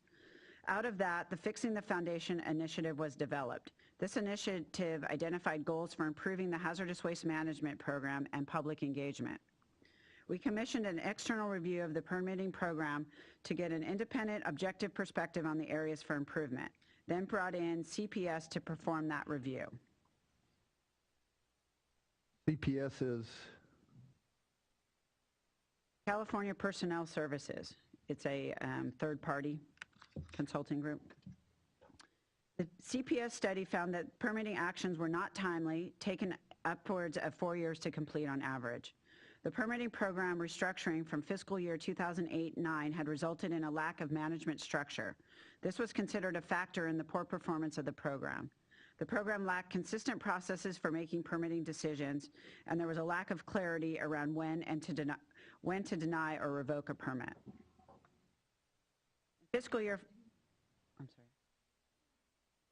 I'm sorry. In fiscal year 2014-15, a backlog of 24 permitting actions was identified. Backlog is defined as permits on a continued status for more than 5 years. Federal and state law allows facilities to continue to operate if the facility submits an application for renewal that is administratively complete in advance of the permit expiration date. These are referred to as continued permits. Next slide. On this slide, these are the goals that resulted from the CPS study. First off, we will be working to improve the timing for our permit decisions. The permit backlog will be reduced and eliminated.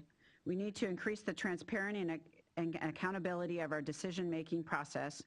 The permits must be enforceable and protective. We have a goal of improving the public participation process. And lastly, we are improving our program for reviewing and ensuring that we have adequate financial resources from the facility to address closure when the time comes.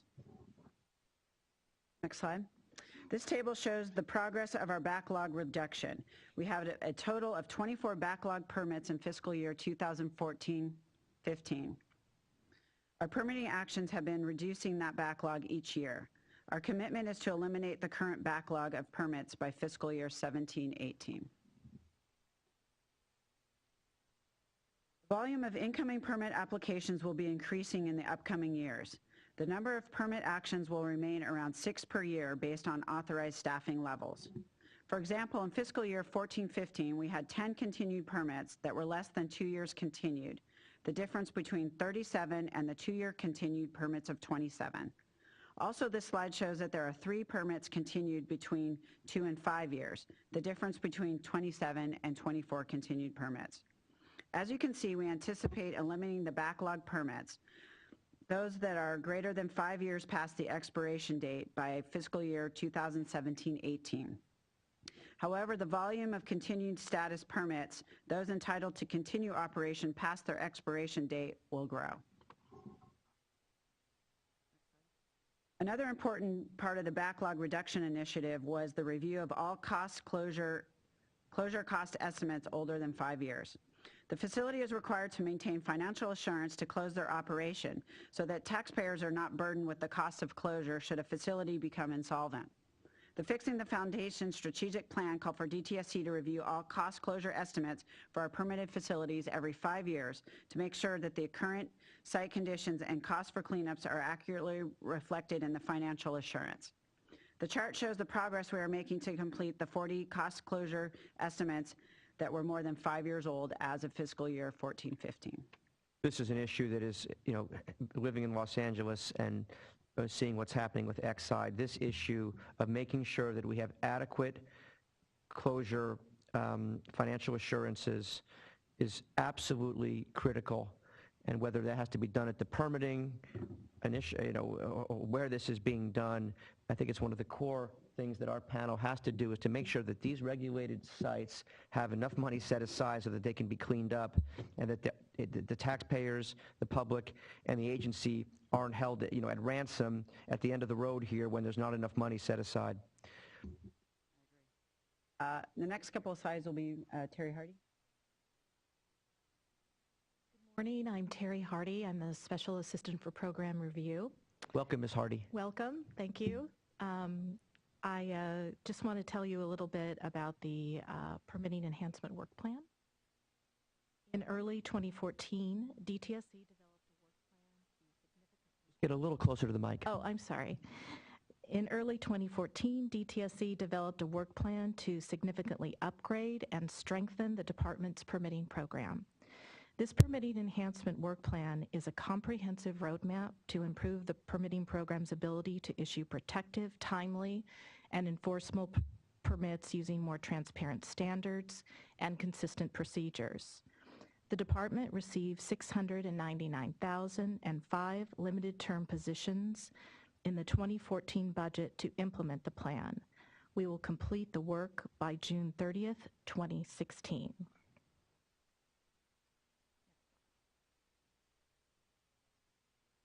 Our work plan has 86 actions, and to date we have completed 61 of those deliverables.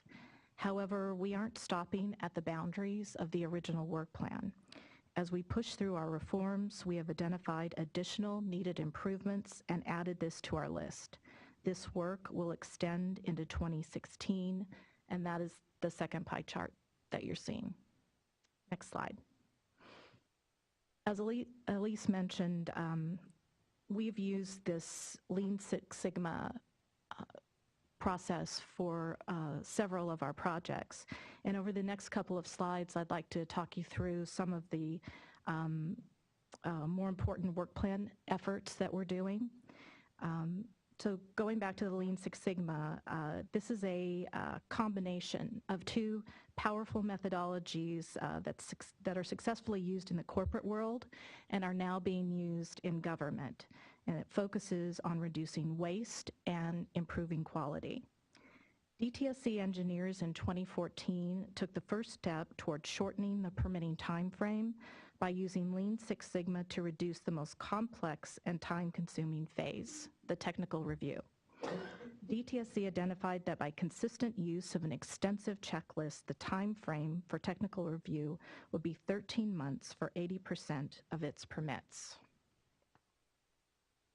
From there, we took on another project, identifying that the consistent use of the administrative review checklist would make this process more efficient. We've implemented the use of these checklists and are already seeing improvements in processing time and quality. A third Lean Six Sigma project focused on reducing the deficiencies in permit applications. The result was to provide early guidance to the facility applicant so that their permit application better aligns with regulatory requirements. And DTSC is working on ways to improve the quality and clarity of the notice of deficiencies sent to the applicant. Next slide. We have mapped for the first time the entire permitting process and memorialized it in the form of a baseline flow chart.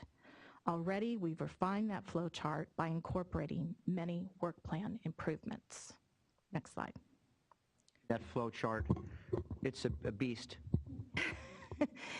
It was, but it's very important to know, as you said, you're Ozzy has nightmares about that flow chart every night, I think.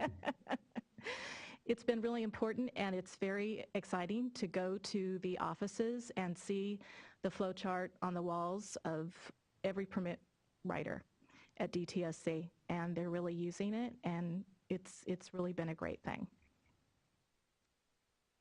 DTSC is working with as Anna mentioned, the UC Davis Extension Collaboration Center to develop better ways to modernize and improve our public participation outreach during the permitting process and site cleanup.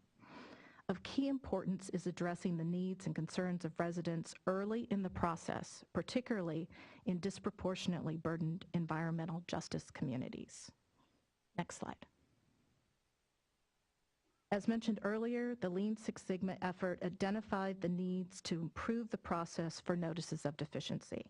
Several new tools and processes are in development, including a pre-application meeting with the applicant to clearly communicate DTSC's expectations in the permit application.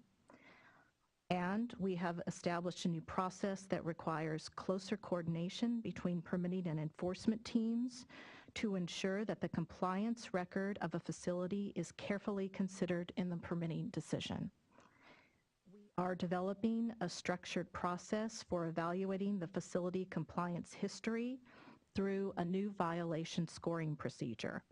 We've held meetings with the public and stakeholders to solicit input on this procedure, and more are planned.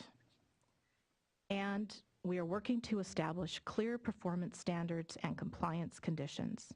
This is an ongoing effort intended to result in more clearly enforceable and protective permit conditions. Next slide.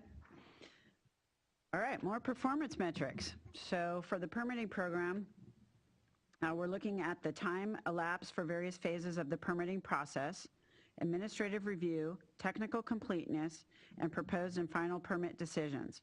We are also looking at the time between financial assurance reviews. Within the technical completeness review, we are looking at making the process for notices of deficiency more efficient. We're also looking at measuring our performance through the number of permit decisions we make annually, and our count of permits continued more than 2 years after expiration. We're also looking at how to develop metrics to assess how enforceable a permit is, and we're just starting to look into that portion. Again, we look forward to working with you and getting your comments on these metrics. Thank you very much, Ms. Rothschild, Ms. Hardy. Just a time check, colleagues. We have about 40 more minutes for this presentation, and we've still got public participation and some of the cost recovery / budget.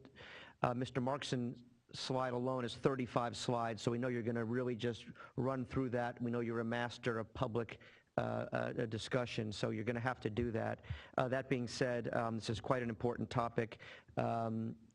We do have time for some short questions. Colleagues, any questions for Ms. Rothschild or Ms. Hardy on the permitting presentation? Member Vizier? One thing that I don't understand is you issue a permit. It's good for 10 years. Land use is a local decision. Do you have any control or input into that process?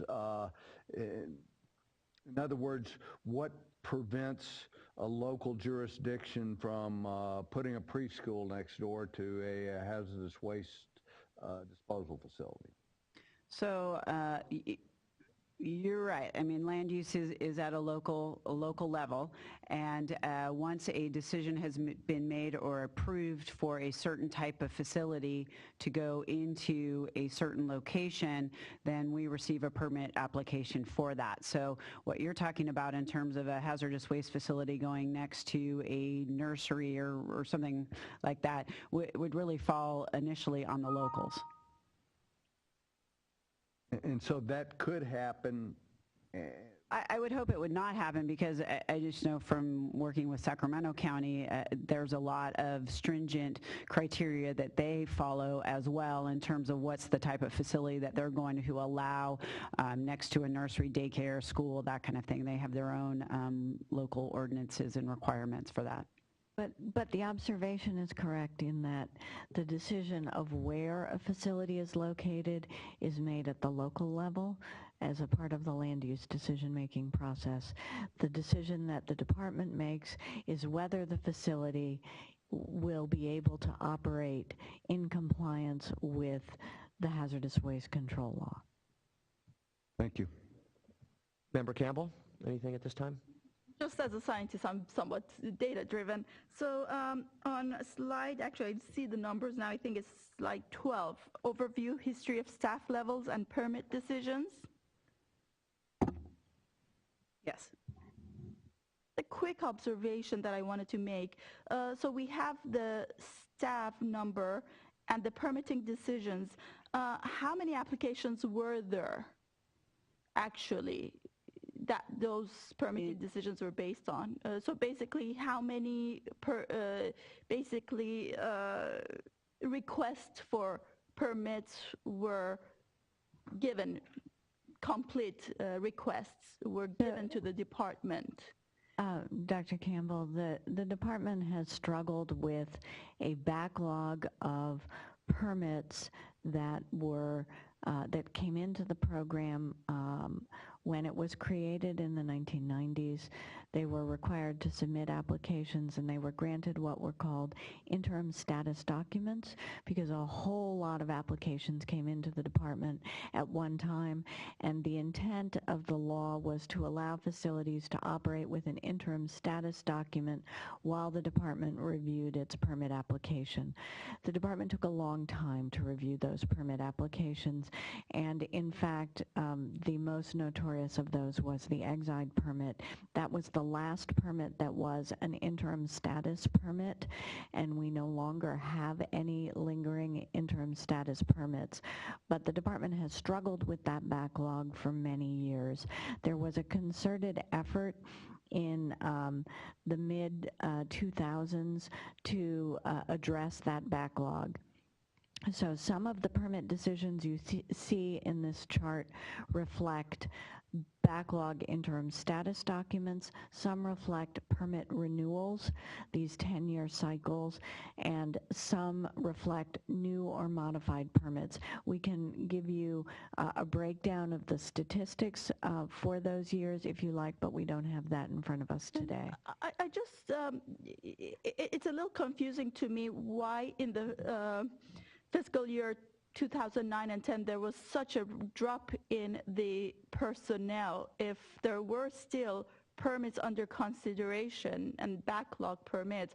Why was there such a huge budget cut? And two things contributed to that. The first was there was a reorganization of the department. There were, I think, about 103 staff in the Office of Permitting prior to the reorganization, and that office performed permitting work and also performed corrective action oversight work, and that's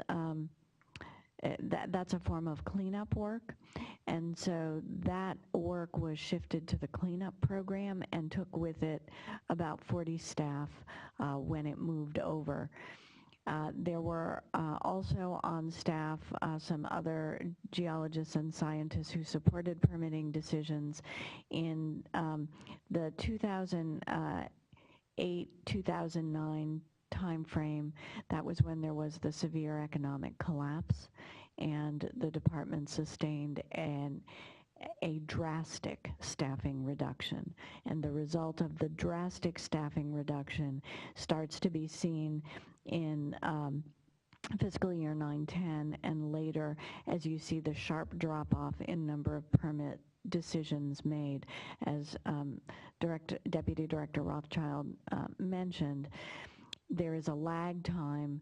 Most of the work happens over a several-year period, and so the work has been going on in 2006, 2007, 2008, and then the decision is made in 08-09.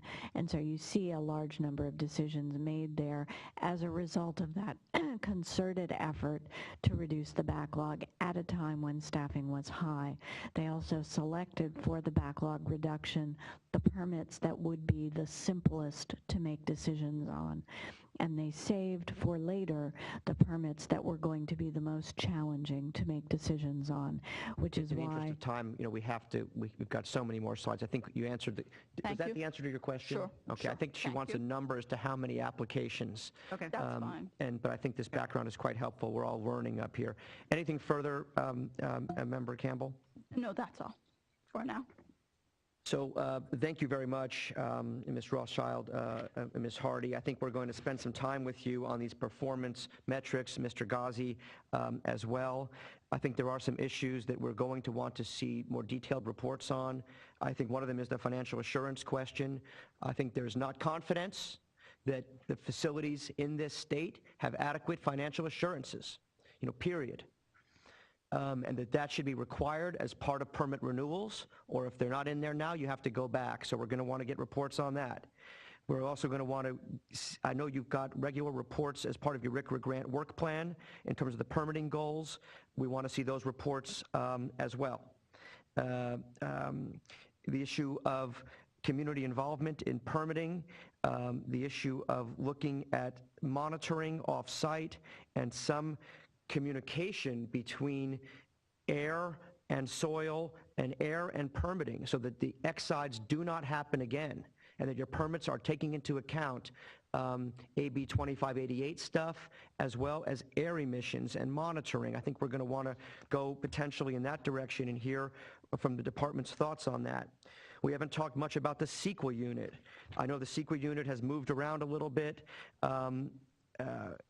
or has different places. I think it's in legal or so where that is, how that's in functioning. the Office of Legal Affairs. Right. How that's functioning, where it is, where it should be.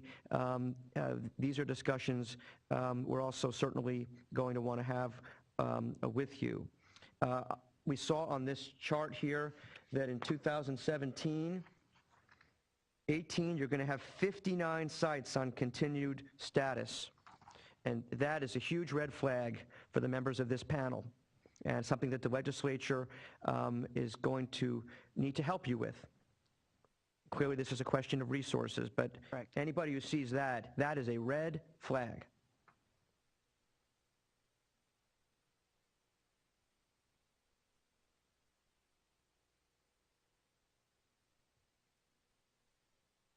Or tell us why it's not a red flag. This is, I forget, we don't have the pages, but there was this issue that in 2000, there's just a lot of facilities on continuing status, and it looks like that's going to be an issue. Now, the backlog and how you define it, certainly the department is focusing on that and is reducing that. In year 17-18, the 5-year greater permit backlog is supposed to be 0, but still 59 sites, again, projecting on continuing status, and I think the panel views that as a red flag. So we've heard wonderful things about you and your team. I know the director has a tremendous amount of confidence in your team, particularly you, Ms. Rothschild, you, Ms. Hardy, and you, Mr. Ghazi. You have a lot of confidence from the director, but this panel and our appointing authorities are going to be spending a lot of time looking at permitting and a lot of time on the issues that we've mentioned today, and we look forward to addressing that with you moving forward. So now we'll move on to Mr. Markson's public participation presentation. Before we do so, Chairman Krakow, I was wondering if we would have ample time to finish the entire representation, or maybe a part of this representation should be scheduled for tomorrow's panel meeting. Yeah, why don't we...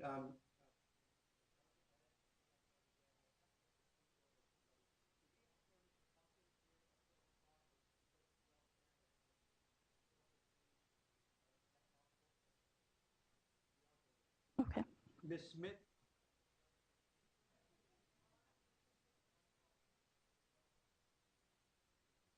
Good morning, Mr. Chairman and panel members. My name is Jim Markson. I'm the Deputy Director for the Office of Communications. Just a little bit of background. I've been in that position for 4 years. I've had various positions at DTSC and around the agency. I worked on Cal EPA's initial EJ plan back in 2005, 2006. I remember some of you at that time when we worked on that particular document. Next slide. A little bit of background on the program, and Chairman Krakow, I will go quickly. This is the public participation program within the Office of Communications. There are 22 positions, a manager, 3 supervisors, and 18 specialists who are located in our 4 main regional offices.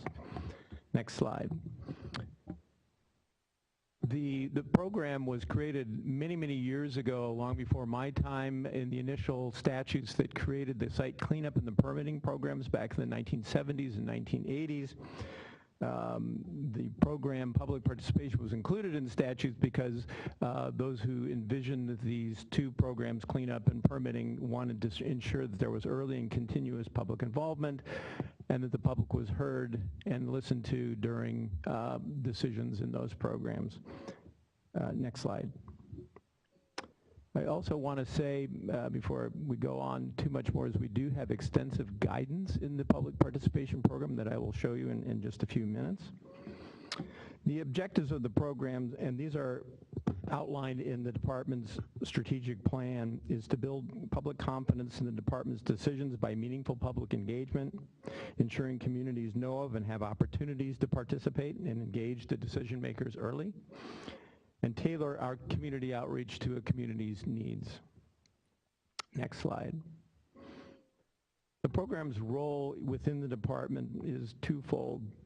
One is to ensure that the community's needs for communication are met.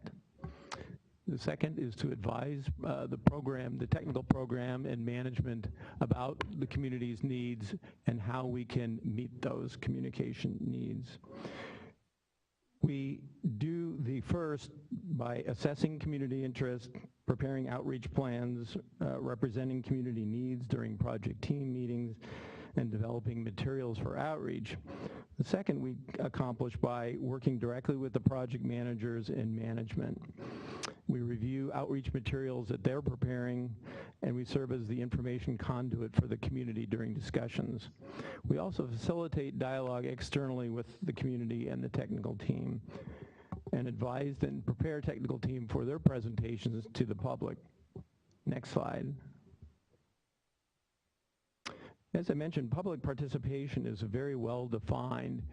We have extensive statutes, we have a lot of guidance, but it can vary quite a bit depending upon the type of action being taken, the authority that DTSC is using for the action, and of course the community's communication needs, which is very, very critical. Next slide. This is our public participation manual. It is big. There's a lot of stuff in there, and it's very, very good. It's very, very comprehensive. We've had this since, I think, 1986. It's been updated several times. Every project manager is required to look at this, to read it and understand it, and most importantly, to follow it. We also have it on our website so communities can look at it and check us off to make sure that we're doing the work we promised to do. The guidance does outline our goals, the roles and responsibilities of everybody inside the department who handles projects, our legal mandates, the process for each decision that will be made, optional steps. It contains checklists and serves as a basis for training our staff and the technical staff. Next slide. This I put in there because this is one page of 3 pages within the manual that we have for permitting in terms of different types of activities and different types of actions in the technical program. It's a nice visual to see that there are a lot of actions that are taken. Next slide. The process for community engagement, as I mentioned, can be very straightforward. It's outlined, but there are a lot of options along the way. It always begins with a community assessment. It's a very important part of our process. We do this by a community profile, surveys, or a full public participation plan. In the assessment, we find things out like, who is the community? What are their concerns? Who are the community leaders? Where do they meet? When do they meet? How do they like their information coming to them? Is there a need for translation? Is this an environmental justice community? Once we have the community assessment, depending upon statutes and requirements, we prepare fact sheets, we post information on the website, and including EnviroStore. We have informal community meetings, create repositories where the administrative record is placed. During the formal process, of course, we public notice, we hold comment periods, hearings, and then respond to comments. We also issue work notices when people are going to be in the field, let the community know that there will be work. Next slide. Our guidance manual also has a lot of graphics for project managers so that they can see where their technical work intersects with public participation. This is just the one for permitting. We have one for other various activities inside the technical programs. Next slide. As I mentioned, based upon our community assessment, when we identify the communication needs for a particular community, we can do a lot of other work, starting with advisory groups. We can extend comment periods. We can have additional community meetings, briefings, issue more fact sheets. There are a whole lot of things that we can do within a community. Next slide. I want to talk a little bit about the project manager. The project manager is a very important component of our community outreach. He or she is the team leader for the project. They request support from all the support programs within the department, including legal, engineering, CEQA, toxicology, and public participation. They manage the public resource, or the project resources, including our staff. They track work, and of course they play an important role in performing the public outreach. Next slide. We use EnviroStore as a tool to assign and track our work. It's also used as a source for placing a place where we can put documents for public consumption, and is a valuable resource for the community in accessing public documents. Next slide. I keep stating this, but community input is important. It's critical to our outreach activities. We want to tailor our community outreach based upon that community assessment, and the community input needs to be part of our regular conversations with internal technical staff and management. Next slide. Each position within the public participation program is budgeted. As I mentioned, there are 22 positions in there. Each position is contained within DTSC's overall budget. Currently, this fiscal year's budget has $1.5 million set aside for personnel in the community outreach program. We also have contracts amounting to $46,000 for public noticing, $8,500 for court reporting, $50,000 for the technical advisor at Exide, and $50,000 for translation services. I know this is a lot of information and it's not all on the slide. We'll be preparing summaries for you that you'll get at a later date. Each staff member is required to fill out a daily log, as that's true of all of our technical programs and support programs, so that we can bill the appropriate account and seek reimbursement from responsible parties. Next slide. We established metrics many years ago for the public participation program. They include public meetings, notices, the reach of the program. More recently, we've added social media, Twitter followers, Facebook likes. Next slide.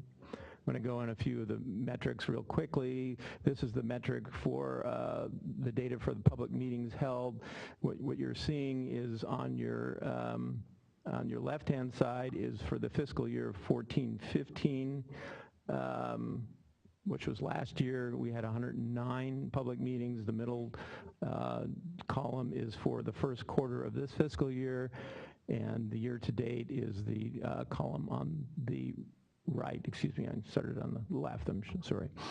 The two numbers on your right, the middle and right, are the same, of course, because the first quarter is our year-to-date number. Next slide. This is the metric that we have for public meetings over the last 4 fiscal years. They've remained fairly constant, a little bit of a drop last year, but they're overall stay fairly the same for over the past 4 years. Next slide. This is the one for the metric for public notices sent. Again, last year, first quarter, and year to date. Next slide. Last 4 fiscal years. Next slide. These are community assessments. 88 last fiscal year and 20 for the first quarter of this year. Next slide. Last 4 years. Bump up. Next slide. Community members reached. These are the numbers of fact sheets, notices that we've sent. We've totaled them up. 250,000 last year. Next slide. Last 4 years. Next slide. This is Twitter followers. Again, this is a fairly new trend. Twitter is very important. We've noticed that many communities communicate with using this tool. It's very effective, we found, for reaching certain segments of the community, and we've doubled our number of followers in the last year or so. Next slide. Facebook likes, I'm not personally a huge fan of using Facebook for the work we kind of do. A lot of people like it, they use it. Our likes have increased, and we do post a lot of information up there. Next slide. Public participation modernization. This is really a core issue for me and for the department. What it means to me is several years ago, I want to say in 2013, 2014, we began to notice that a lot of our systems were breaking down. We were using old technologies to reach out to people. We weren't making use of the community's networking systems. Communities were actually much better at communicating among themselves than we were communicating with them. Other agencies were using new tools. It was really time to look at how we do our work and how we can do it better. Next slide. I participated in the CPS HR permit review very closely. I was the contact for CPS, and I really enjoyed the work that they did, and I watched them as they performed the audit of the permitting program and wanted them to do the same thing for the public outreach program. So in March of 2014, we engaged them, and they came back with a series of recommendations. They wanted to see changes in our mailing system, uniform use of project scoping meetings, best practices, enhance internal communications, training. Next slide. These are a few more recommendations. Process changes, guidance, updates, new tools, and earlier public involvement. Next slide. During our Fixing the Foundation process, which I believe began in 2011 or 2012, we identified several areas of the public participation program that we wanted to improve. When we went ahead and addressed many of those issues in June 2014, we did an update and we identified 3 areas that we really needed to work on. An engagement strategy for impacted communities, primarily environmental justice communities that align with program initiatives and community needs. Update our guidance documents, and better integrate public participation within the technical programs. Next slide. We also did an internal program review. In other words, we really asked our staff, or the people out there working in communities, what's going on, how can we improve our work, what do you see? They saw things like lack of trust, the need for earlier involvement, better internal coordination, many, many other issues. Next slide.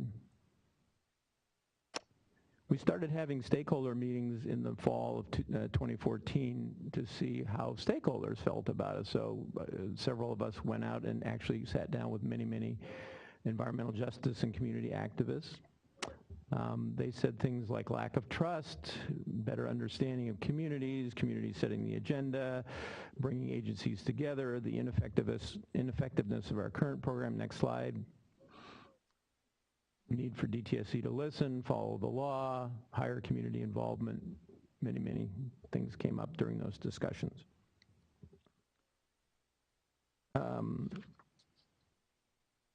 And you see many recurring themes in those issues that came up. When we talked to different people, you heard the same thing over and over and over again. Earlier this year, next slide, we engaged UCD. Anna and Terry talked a little bit about this, to actually put together a work plan, identify priorities, and help us move forward on these issues. The goals of that were many. A flexible process that meets the communication needs of communities, update our toolbox, how can we do a better job of doing that, how can we partner with communities much more, tap into their communication networks, and develop regional relationships. So this is an existing work plan? This right here, fall 2014? Yeah, the UCD did submit a work plan. We have not seen that. I'd like to see that. Okay. Next slide. UCD then, well, I want to say they started with working with us and identifying what we already knew. The work we'd done in prior years did not go to waste. We gave it to UCD. This is what we learned. This is where we need to focus on. They reviewed all that information. They talked to a lot of staff internally. They went outside of DTSC and talked to stakeholders, and they will be coming back with their list of recommendations early next year in January. Next slide.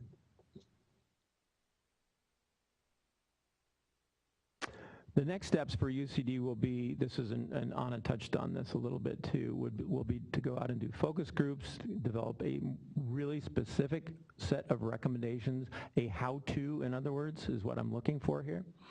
Help us prioritize. I want to do some pilot projects. We're going to be developing training, best practices, and the metrics. And then we're going to be implementing. Next slide. These are our key goals for change. And overall, what we want to do is engage the public in a meaningful and useful way. There are 3 specific goals that I'd like to point out to you here. The first is understanding community needs and developing an effective outreach plan. This includes ensuring earlier outreach in impacted communities, ensuring public participation plans are developed and implemented before the process of developing preferred alternatives, and utilizing community-tailored approaches to communicating with stakeholders. The second is early and continuous community involvement, ensuring that communities have access to relevant information, implementing clear and transparent policies for ongoing communications throughout the project. Number 3 is to utilize community networks, and I include use of electronic communications in that as well. I think these are critical. They're very useful. I point to the IVAN networks that were discussed a little bit earlier by Anna. Those are excellent models for us to use. I really want to see how that can be adapted for all of our public outreach activities. Using social media and electronic platforms, how they can be effective, and again, using community networks that can currently exist out there. Next slide. I don't want to give you the impression that nothing has been done. A lot has been done in that time since we began our look at the program. We've developed an enhanced community assessment process, and we've used it at several high-level projects. We've developed community partnerships that really go beyond what we've ever done before, and community network, particularly in the XSide project. We now use CalEnviroScreen for every new project that comes down the line for helping us assess the community. We've made website improvements. We use eList, which is a much easier and quicker way to reach out to communities. We're looking at use of technical advisors. We've hired one, as I said, at XSide, and it's an excellent way to assist the community. We're looking at changes, and we've started to implement changes in the permitting process. Terry talked a little bit about those for earlier public involvement in the permitting process. We have a mailing list pilot project that's ongoing, and of course we've done a lot of training of staff. Next slide. I mentioned that we had performance metrics. I won't go through the ones that we currently have, but we really do need to move forward and look at other metrics, because really these metrics look at the work units that we have in our technical and public participation programs, but we really need to have qualitative metrics, and we're going to be looking and asking you for help in this area. This is an area that I really look forward to your input, as well as input from communities around the state. These metrics should be sharper and much more meaningful. So we'd like to ask you to look at metrics that include the timeliness of initial public involvement in the decision-making process, how we identify and use community modes of engagement, again, such as networks, and finally, what measurement actually gives us a meaningful understanding of our public engagement process. And that's my presentation. Thanks. Thank you very much, Mr. Markson. Just a time check, it's about 20 to noon. I've been informed we can probably go till 12:30 in this room. So that's going to be the plan, and our council says that that is acceptable. So we're going to probably be able to get through the presentation and also take public comment by that time. Thank you, Mr. Markson. Comments from the panel members. Mr. Vizier? Panel Vizier? Two things I've noticed, and I didn't see directly addressed here, but DTSC has defined responsibilities and roles, and I've seen in many hearings that people bring up concerns of theirs that are outside DTSC's authority. There's nothing DTSC can do about it, but frequently the answer is some variation of, well, it's not my job, which is not a satisfactory answer. And so that's one segment, and I like to do and a very challenging one is how are you addressing that? And the other one would be the very technical nature of a lot of what DTSC does. I think very recently a school district in San Diego County had, through the very low levels of chlorinated solvents around, decided to move the school for a semester, even though the State Department of Toxic Substance Control said it was safe for that purpose. I'm pretty certain that's correct. But the other one is, how do you communicate, or how are you working on communicate with really very technical toxicological issues to the community? You know, those where DTSC, what you say is right, and you're correct, but it's not satisfactory answers or understandable answers. You're correct, and we, as to your first question about it's getting questions that are outside DTSC's authority, I completely agree with you, and this was an issue that came up during our stakeholder interviews as well. Is don't come to us with that answer. We need to have all of the agencies with oversight authority present at the table so that we can address all the questions that are there. Excite is a good example. The director has brought together a coalition of agencies who do have oversight responsibility on all aspects of the project so that the community doesn't have to sit and wait for answers. That is an example of where we need to go. It isn't right for a community to sit there and wait for another agency to come back, or an agency like ours, any agency, to say it's not my job. That is not an appropriate answer at all, and we need to change that. So we are going to be looking at many more partnerships. I think the Ivan model, again, serves us very, very well as an example that we can use to bring all agencies together and address those concerns well before they hit the flashpoint. Number two, that's an ongoing problem. The technical nature of our work is something that I personally have had a lot of problems under. I'm not a scientist, so I listen sometimes, and I have trouble understanding, so goodness knows what a community might think of that. So you were talking about Magnolia School in San Diego County, which I know that project very, very well.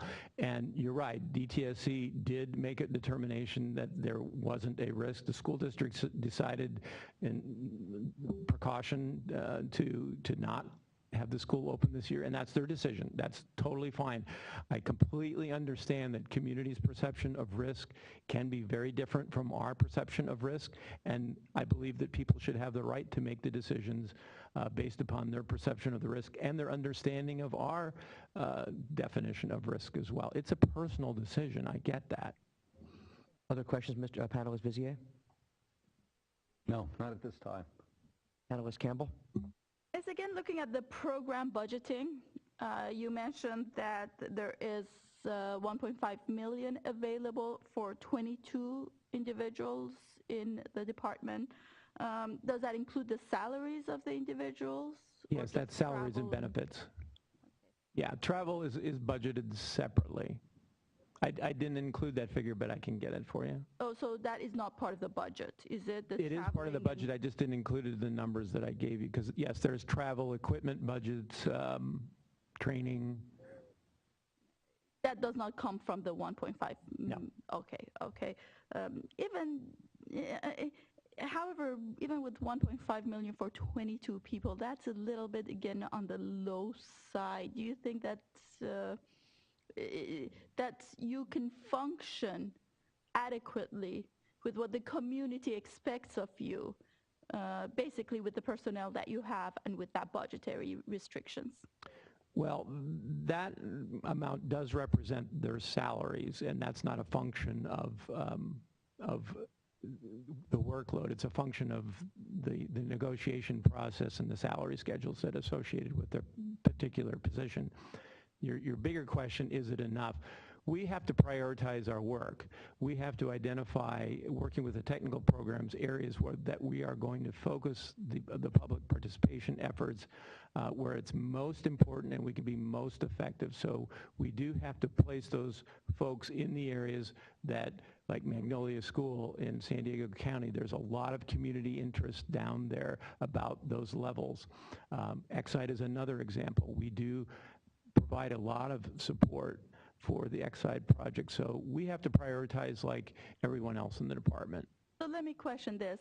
Do you prioritize based on the community's outreach? So basically how much of the community is kind of contacting you and is concerned, or is it more in terms of the actual scale of the toxic, the potential health effects of the basically toxic spill or whatever it is? It can be many factors, but community interest is a very big factor in that. Exide is a good example that has both.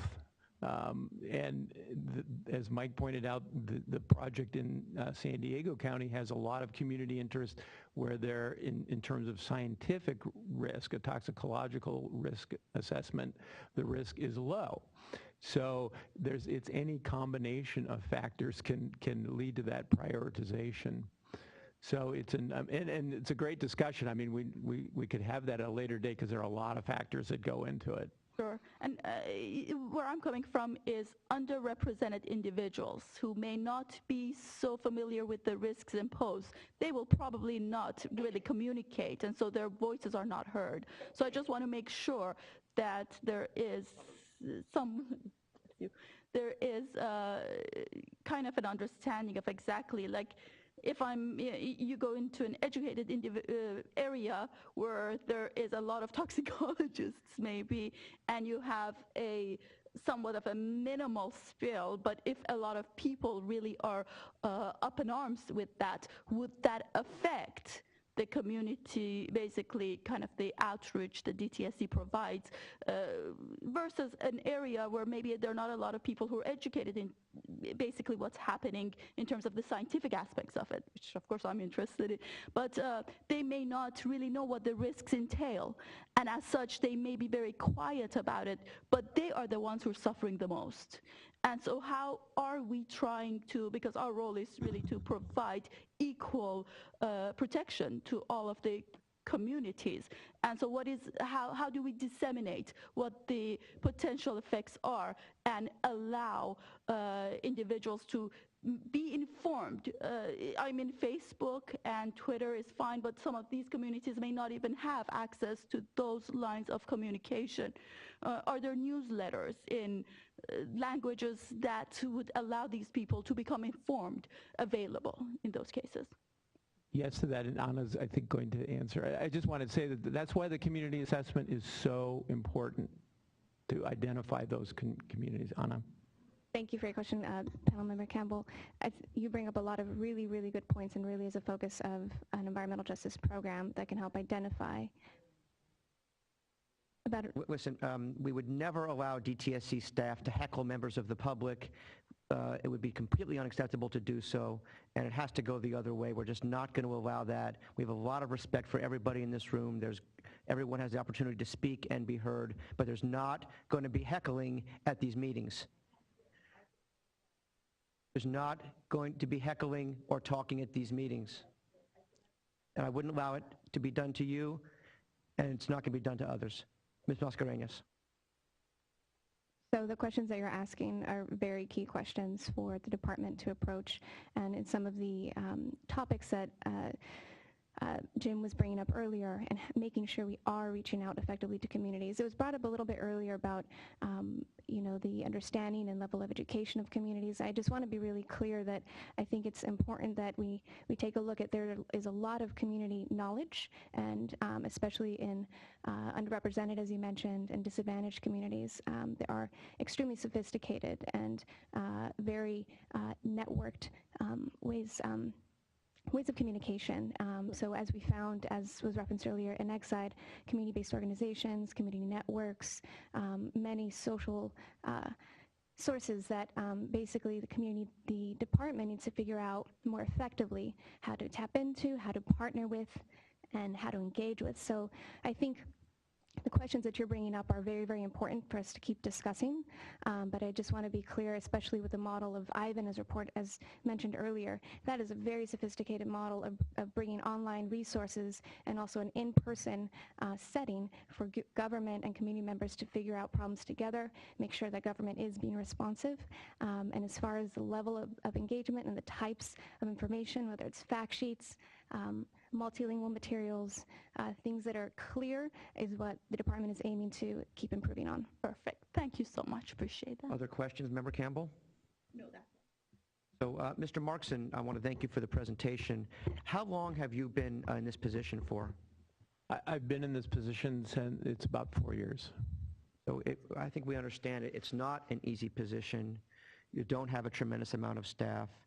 You don't have a huge budget, yet it's extremely important.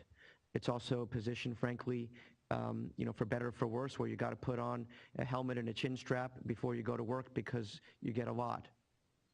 And I think people understand that. So I think we appreciate your willingness to stick it out, your continued passion and willingness to innovate and to listen and to improve.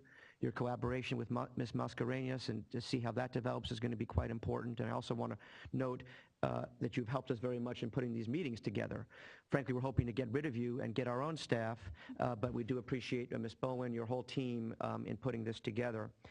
That being said, I do think that there's a few observations that we have before we move on that we do hear from people inside the department and others. One is the integration between public participation and the technical staff. How EnviroStore and your internal EnviroStore is working so folks really have a good internal collaboration about the participation manual and how it interacts and where things stand at each site. I do believe that that can be improved. And we're going to want your honest assessment about how you're going to do that and how you're going to really try to integrate public participation into the technical work that the agency does. Also, these issues of integrating EJ and the EJ work plan. I know you've got a RCRA grant work plan that talks a little bit about that. We're going to want to see, moving forward, how that is put together.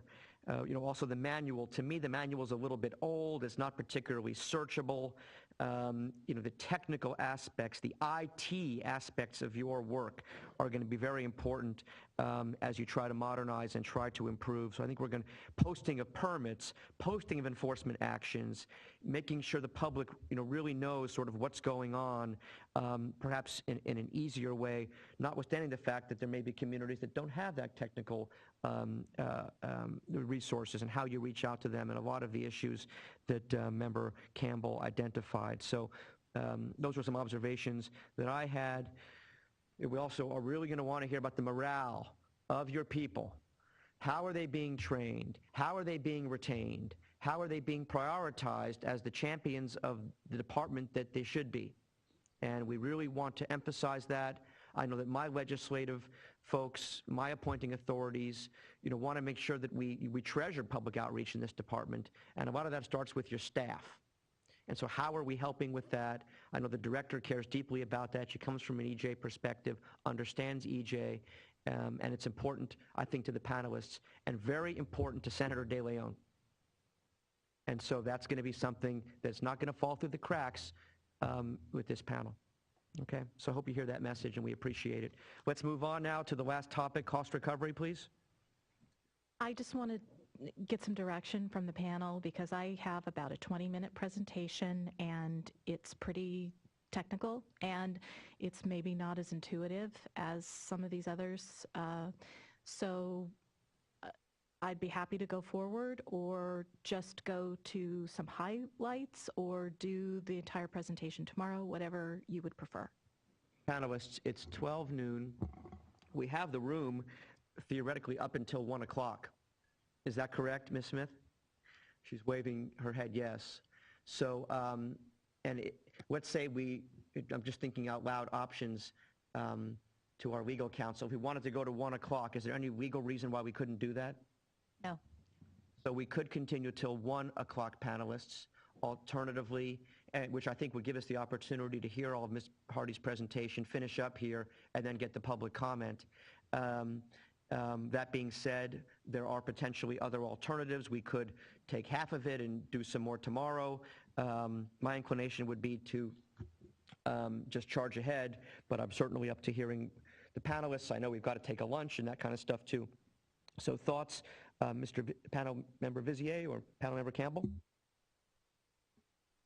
I'm fine with continuing, but with an eye on, have we received any public comments yet? Yes, okay, so. Yeah, we have. I have really just 2 cards here at the moment. There might be some online as well. Do we have any online here, Ms. Bowen?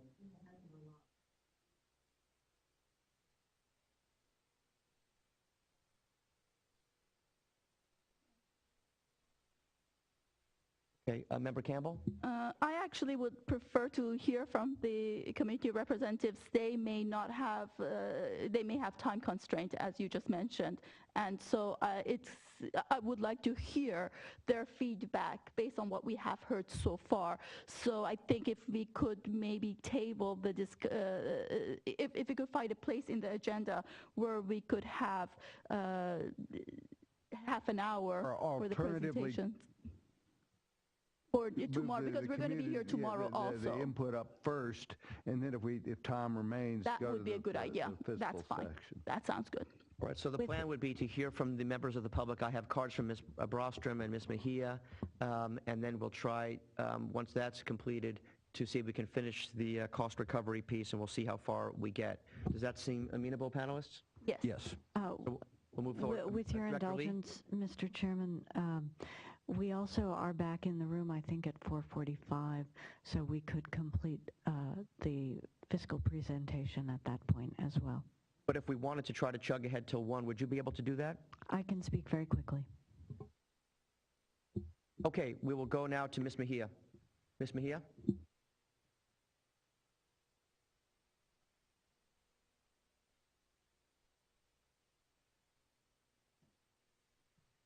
Good afternoon. I guess it is the afternoon. I do want to apologize. It was not my intention to offend anyone. I've had favorable and very positive interactions with a lot of the folks here individually in the community, Anna and Kim Smith, Mr. Marks and Ms. Lee. Yeah, don't really know her very well, but collectively speaking, yeah, and I do apologize. We get frustrated and we get a little skeptical. When we have to come all the way to Sacramento to hear all this about, gee, how do we publicly participate? Gee, let's, and I was around the time when they did decide that they were reviewing public participation efforts about a year ago, and gee, how do we reach out? And then when they did decide to go with UC Davis, wow, does it really take all this to rediscover what we already know? Points in fact, why is it necessary to seek outside consultation regarding public participation when EJ components of DTSC do not really consider the public's input with regard to public participation? Point in fact, October working group meeting, Excite DTSC advisory club, I call it, because, for one thing, we don't even know how this advisory group was chosen. We've asked about how was this advisory group chosen. We actually have persons or entities on this Excite community advisory group that actually received $1 million funding, blood money, we call it. Resurrection Church refused that blood money from the city of Vernon. Yet they sit on this advisory group to decide what is in the best interest of the public. Yet these people receive $1 million, is a part of a cash settlement, City of Vernon, who was complicit in Exide's contamination of all our community. When you think about the City of Vernon, it is not just an Eastside Los Angeles issue with Exide and the arsenic and the antimony and the lead contamination. Consider the food production and distribution that goes on in the City of Vernon. So this is actually of international proportions. It should be mandatory testing of all the facilities, the neighboring businesses within the City of Vernon, which is what I like to call it, not the City of Vernon, the City of Vernon. Let me go on. Let me give you some simple total arrogant disregard of public interest. We've requested a list of the advisory group and access to them via Google Group email or Google Voice messaging, much like our panel here, which I want to greet and thank each one of you. You know, I've kind of looked a little bit into each one of your backgrounds. It's amazing what you have accomplished, and I thank you for choosing to support us. You know, I've spoken with Ms. Campbell and Mr. Krakow and Mr. Vizier. Interest, exactly, you're right up my alley there, sir, because I have been insisting, and I'm going to try to conclude this, I've been insisting that our advisory group bring in first responders, you know, CUPAs, Office of Emergency Management, etc., to come in and help us. We, you know, Mr. Marks and everyone were discussing, gee, how do we best notify people? Should we Twitter them? Shall we? Hello, the emergency management system has the highest state-of-the-art, most sophisticated notification system that includes our most vulnerable in our community, which are the special needs. Within the City of LA, it's called SNAP LA. And we've repeatedly been ignored. I have presented to the advisory group on the month of American Disabilities Act, which was recently, I think it was September. I produced some information hoping that they would be distributed to the advisory group to see how this would resolve our concerns. How do we best advise the community? It's all right there. If we are ADA compliant, we will contact the community with respect to meetings, with respect to notification for toxic testing, whatever the case may be. You, sir, must know because you've received awards, even federal. So I'm so glad that you're on the panel. You know, review of materials, not done, never responded to. I've suggested that we could resolve the gridlock that we're always encountering whenever we're in an advisory group or advisory club meeting, because there's so much public participation. Yes, because we have no access to you all. We don't even know who you are. We have no idea what your rights and responsibilities are. Your own advisory group members, contact me. These are representatives of assemblymen. Contact me and ask me for contact information of their advisory group members. What is that? You know, I'm trying to finish. I only have a few more points. National Disaster Preparedness Month. We were supposed to have the Office of Emergency Management and to at least give us a little presentation as to, you know, what services are available, resources that can be uncovered. Perhaps, you know, we can apply for Superfund cleanup funds, or, you know, contact the California Conservation Corps. They might come in and do initial assessment and help remove some of this dirt, you know, contaminated soil. We were never recognized for any of that stuff. They brought in a CUPA that had nothing to do with Exide. Remember that? You guys, you know who you are. The community has asked for a cost-benefit analysis for these advisory clubs. I believe some of them cost like $25,000. And you know, the last 2 meetings have been in the same location. You know, not to say that we love our neighbors. We're all in this together, but we demanded that these meetings rotate, and they're stuck in one place now. I don't know why. As yet, we have not had the rights and responsibilities of the club members developed, discovered, or shared with us. Nobody tells us. Recently, we were on a phone conversation with, you know, Ana Mascarenas, and I believe it's Roger Kentz is one of our EJ people. I have never heard, not one time, Mr. Kentz, he's a nice guy. Yes, people say, oh, but they're nice guys. They're good people. Yes, they are nice and good. But are they good at doing this job? I have never I'm just saying, Ms. Mascareñas, you're new to this, you're not new to this game. You have a lot of experience, and that's the thing, is that yes, you're awesome in what you do, but we need people that can speak our language, the community's language. If you're an ombudsman, you need to speak our language. It almost seems like your language is geared for nonprofits or people that are, in that realm of sophistication. We're the common people. We're the victims here. And I apologize if we get a little sarcastic and skeptical. We need you to access us on our terms. I happen to know that within that SNAP LA system, within the emergency management notification system, they utilize postal workers. Hello, one of our postal workers are in our group over at Resurrection, which they have allowed me to call it the Neighborhood Environmental Watch Group. And he has told me that he is a member of SNAP LA, and they are charged with, when they need to, they will, because they have hands-on access, personal. Hello, this is all. We don't need to reinvent the wheel. It's already there. Mr. Vizier, you know that because you work with these groups. And that's why we need your technical support and your advice, sir. Well, yes. I'm gonna have one more. Basically, that's pretty much it. And that's why I just wanted to say, recently, not only are we about reform or remove DTSC, we're about reform or remove the advisory club, which I call it a club because they've really not developed a ways and means to establish what the rights and responsibilities are. I have been told by a person, I'm not going to say who, top person in that club, that he is not accountable to the community. He's only accountable to his organization. Now, if that's the case, then you know what? Let's start rotating some of these advisory club members. And sir, you may believe that, well-intended, Mr. Markson, yes, it's great to have an advisory group. But you know what? We need a thorough debriefing of what took place over at Exide, because yes, it was true. I've heard Exide mentioned here over and over and again. It was the Exide issue that brought all this about.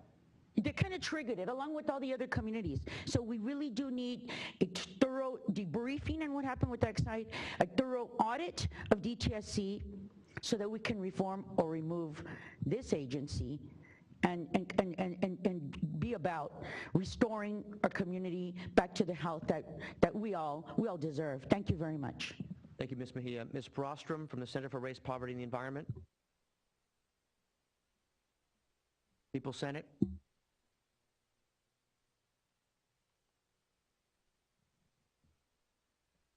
We will be seeing you tomorrow, too. Yes, I will be here. Thank you. I'm going to just kind of track the topics that were covered. There was a lot, but I'm going to just make my comments very quickly. The first thing I wanted to note with the general overview was the comments about fixing the foundations and the fact that 300 actions were selected and nearly all of them are complete. And I think I want to point out that this was part of one of the issues that we see in terms of what is the proper measurement of success. And what the communities that are impacted have been saying is that we need to measure success from on-the-ground impacts. We need to look at the communities. If they're not getting any benefit, if they're not improving, then we have failed. All of us, collectively, we have failed. And so I think it says a lot that even though 300 action steps have been nearly completed, when you talk to the people on the ground and you ask them, have things gotten better since fixing the foundation was adopted, the answer uniformly is going to be no. So I just want to put that as a general overlay, is I don't think from the presentation I just heard that we're looking at the right measurement of success generally. And I will talk more about that a lot tomorrow. One thing I also wanted to note is when we looked at what are the responsibilities of this board, of the IRP, we've looked at four different program areas. And I am going to talk about this tomorrow, but I went through the statute very thoroughly, and there are 5 different separate requirements that the IRP is tasked with. So one of those is looking at these 4 areas, the fiscal management, public participation, all of that. That's one of them. The other step that we really want this board to focus on is recommendations for DTSC programs, because what's missing and what the presentation we heard today is cleanup. and cleanup is a very important issue. It is a DTSC program, and this board has jurisdiction from my reading of the statute, so I just wanted to make that clear. For the EJ discussion, you know, I teach a class at UC Berkeley School of Law, and on the first day we talk about defining EJ. And there's lots of different ways to approach environmental justice. DTSC, in its definition of environmental justice and how it communicates it now, is still stuck on procedural justice. That's this idea is, you know, if we provide enough access to decision making, that's enough. And from our standpoint, going deeper into really achieving fairness and just results is really where DTSC needs to go. If you look at DTSC's definition of environmental justice, and I've been told it's outdated, but it talks only about access to the process, nothing about outcomes. And so I would ask DTSC to go a little deeper and look at not only procedural justice, but distributional justice, corrective justice, social justice, these other ways of looking at environmental justice. So going to the next level. For the enforcement piece, I wanted to follow up on the point about the frequency of inspections. I too, I think as some of the board members or the panel members thought that those frequencies were very low. There are not that many hazardous waste facilities in California. There's, especially when you're looking at hazardous waste landfills, there's only 2 that are operating. So for the entire enforcement staff only to go out there twice a year, that seems ridiculous. I mean, these facilities have been subject to a lot of community concern. We know in Kettleman City, you know, there's birth defects, there's illnesses, there's real community concerns. So 2 times a year, that seems very low to me. And the rest of them one time a year seems astronomically low. In terms of the Office of Criminal Investigations, I thought it was pretty telling that in the slides it didn't talk about how many new cases were accepted. I think it came out in some of the testimony. But looking at how many new cases DTSC takes on, I think is a really good indicator. And the truth is we can't afford DTSC to put things on hold because there's a backlog, because new criminal activities are ongoing every day and they're impacting people. So if you just put a hold on them because you have a backlog, you know, the people are getting harmed by that. So we need to look at how many new cases, as criminal activities are ongoing, that those are actually prosecuted.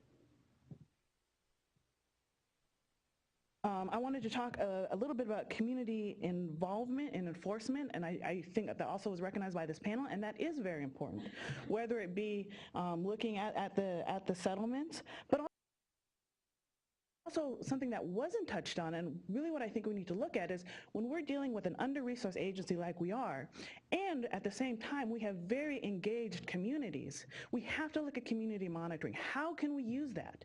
We have people, you know, either funding for these things or a way to use it, to use people, feet on the ground, that are in these communities that see what's going on and would love for their expertise to be considered in enforcement actions. So I didn't hear any discussion of that. I think that's very important. The compliance matrix. It's a theory and a tool that I think is a step in the right direction. But when we look at success, and this is really what this board is about, how do we determine success? Here's a good indicator of how it's so important not only to use you know, the fixing the foundation or things generated internally, because we can check mark that yes, we have a compliance matrix, but depending on what's in there, it can absolutely fail on the ground. If the political will isn't there to say that some facilities deserve to close, you know, if that's not there, then of course the matrix is going to support the status quo, and that won't be a success, even though we could check something off. So looking behind just the internal processes and making things better inside, if we don't look at it on the ground, we're not going to get a good indicator of whether or not this agency is succeeding. Next, permitting. A lot of the discussions in the legislature and today have been on the permitting backlog, the expired permits, and it's an important issue. But something that I have said from day one, when I first met Barbara, the first thing I told her was, yes, we need to reduce those backlogs, but if we don't have good processes, if we don't have good standards to measure what a good permit looks like, and we suddenly fast track all of these permits, we're going to get poor decisions. So the number one priority for DTSC has to create the standardized permitting criteria, something that we know they've looked at, compliance history in a systemic way, looked at risks to communities in a systemic way, and they've come out with a good result. Because what we don't want is to have all these permit backlogs suddenly to be fast-tracked, and we have a lot of new permits for facilities to allow them to operate without having the understanding whether or not it actually should have been permitted. So I don't want us to focus so much on the backlog until we get everything else in place.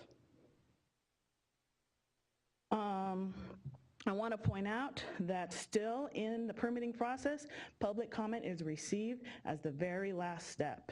In that little flow chart that was shown up pretty quickly on the slides, public comment is the last step in the process, and it has no real, at a time when there's no real flexibility left. So that has to be fixed in statute. But I do want to note that, we do have to think about, how do we solve some of these issues? That's a statutory issue, and we can fix that. Right now in the metrics, under the permitting section, there was no metrics for the quality of decisions. I think there needs to be a benchmark for that to make sure that the permit decisions are good permit decisions. And there was also no discussion at all about civil rights. And that's something that's come up a lot with the community groups, is how is DTSC looking at civil rights, and especially in its permitting decisions. So I think there needs to be a metrics about that. Mr. Vizier, you asked a question about citing something next to a nursery. And frankly, I was a bit alarmed at the response that DTSC had no jurisdiction to help with that. One, we just passed 673, which explicitly says DTSC shall set setbacks, or shall consider what setbacks make sense for sensitive receptors. So the fact that the DTSC staff were either unaware or weren't reading that in the plain language way that it was meant to be read was concerning to me, because we've identified that DTSC does need to have that authority to make sure that the hazardous waste operations are happening in places that aren't harming people. And 673 provides them with that authority. So I hope that when they do their rulemaking on 673, that type of question is answered with, with a reasonable distance and a setback. Finally, with public participation, I looked at those metrics, and Jim Markson, I think, identified that they weren't adequate to measure the quality of the outreach. The numbers don't make any difference, how many public meetings, how many notices you send out. It's the quality of that communication and the community satisfaction. So obviously adding some community input as a metrics and community satisfaction as a metrics is essential. So there needs to be some kind of quality assurance with public participation. One thing I'd like to note is, this agency is unique in that it has several coalitions of communities that have developed around its reform. No other agency, I don't think, has really had this focus. So you have people and you have community groups that want to engage with DTSC and are willing to engage and have the capability of engaging. So there's a lot of metrics, and we're going to be talking about this tomorrow, that really use the organization that we've put together, several of us in California, to really help measure whether or not DTSC is succeeding. And obviously public participation is an easy one. Right now, I think a big problem is the community is seen as the enemy. And Mr. Krakow, I think you mentioned that, the DTSC staff are putting on their combat uniforms to go to talk to the communities, and that's wrong. That's not what communities want. And we've been working with Ana Mascarenhas about how do we shift that? How do we change that dynamic? And one thing that I've mentioned to her is communities have come up with very concrete requests. And oftentimes still, even when we do meet, they're met with silence, or they're met with we're not going to do that, or we can't do that. But not with the real respect of saying why, or, trust the community, respect them enough to bring, to talk to them, rather than seeing them as an obstacle and something to be gotten around. And I think until that shifts happen, we won't see success in the public participation project. Since I know that you're spending the night here, I did want to point out that just 2 days ago, a report came out, another article about DTSC. This one's called Lax Regulatory Enforcement Leaves Thousands at Risk of Lead Poisoning in California. I made copies for you all so you can have some bedtime reading tonight. But this talks about Quemeco, Jordan Downs, and Pasadena. And so this stuff is still happening. The people on the ground are still suffering. And some of the numbers in here about the cleanup levels, or the lead levels around Quemeco are truly alarming.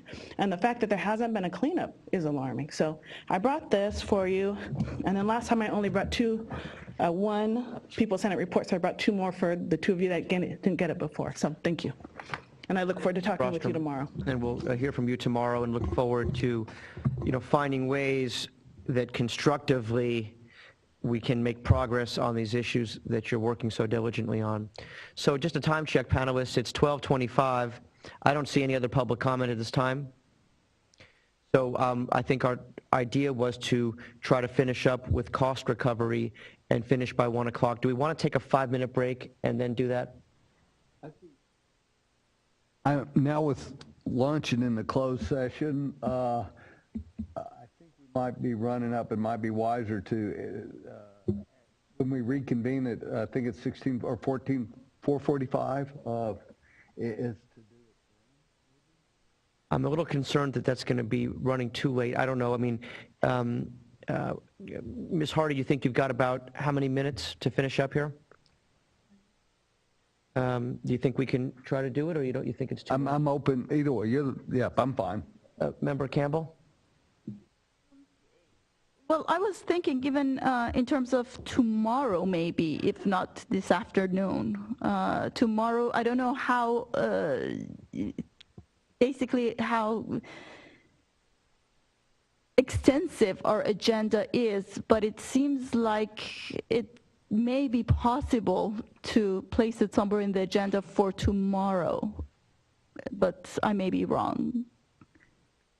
Because I believe tomorrow is a longer session, isn't it? Yes, it is. Okay, if you folks don't want to, if the consensus of the panel is to take the lunch now and reconvene at 4:45, we'll try to figure out a way to do it tomorrow. Is that what you're saying? Yes. Okay. So, council? Is it okay for the... Mr. Chairman, if I might, it would be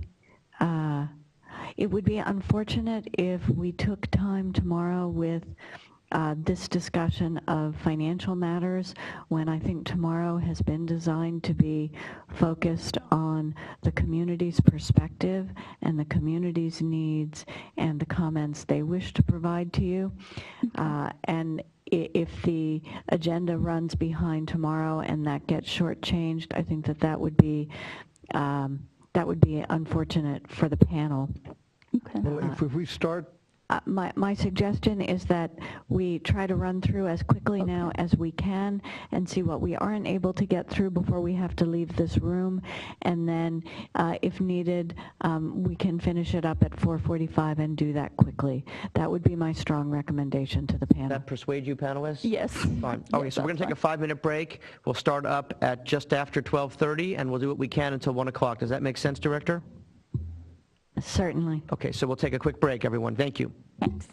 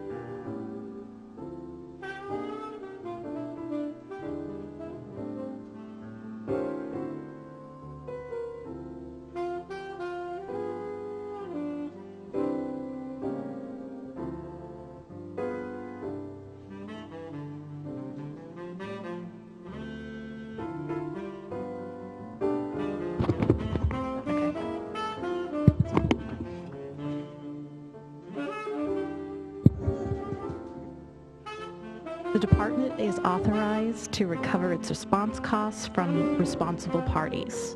Recovering response costs is a complex process. Sending a bill. Next slide. Today I'm going to discuss the challenges in cost recovery and how we track and measure our progress. Our two main indicators are the status of our backlog and our compliance with the state auditor's recommendations. We also want to have a conversation with the panel about metrics for healthy operations of cost recovery going forward. But first, I'd like to take a few minutes to walk you through a bit of history associated with our cost recovery efforts. DTSC spent more than DTSC spent more than $1.9 billion between 1987 and 2013 cleaning up contamination as part of its central mission to protect public health and the environment. That work has been transformational. We've turned contaminated sites into parks, schools, homes, and businesses. Along with our primary mission, though, DTSC has a fiduciary responsibility to the people of California. We operate on a polluter pays principle. Simply put, those who are responsible for the pollution should pay for regulation or cleanup, not the taxpayer. Historically, we've been better at cleanup than at bill collecting. But I'm here today to tell you what we've done to change that. As DTSC embarked on its Fixing the Foundation effort, we started on an unflinching approach to fixing our cost recovery problems. In May 2013, DTSC publicly disclosed that our unrecovered response costs were $184.5 million at 2,700 sites. This was for the 25-year period from July 1987 through December 2012. This amounts to about 10% of the total response costs during this period. Next slide. Next, we formed a cost recovery team and began to make sweeping changes. In late 2013, DTSC issued 27 departmental procedures consisting of 276 pages of guidance. In spring 2014, more than 400 employees were trained on this guidance. Later that year, about 200 more employees who had primary cost recovery responsibilities received additional targeted training, and we continue to train small groups on cost recovery procedures. In addition, we sought help from the legislature to help us eliminate the backlog. In 2014-15, the legislature approved 14 limited-term cost recovery positions. Those positions will expire on June 30th, 2016. More focus came when the state auditor issued findings and recommendations for our program, and I will discuss those in a bit. So let me explain why the department didn't always collect its costs. Standardized cost recovery procedures didn't exist at DTSC until the end of 2013 when we issued those 27 procedures I mentioned. Also problematic, computer systems used by people in the field and people in billing weren't linked and information often wasn't shared. Sometimes cleanup would be initiated to protect the public, and only later would cost recovery be pursued.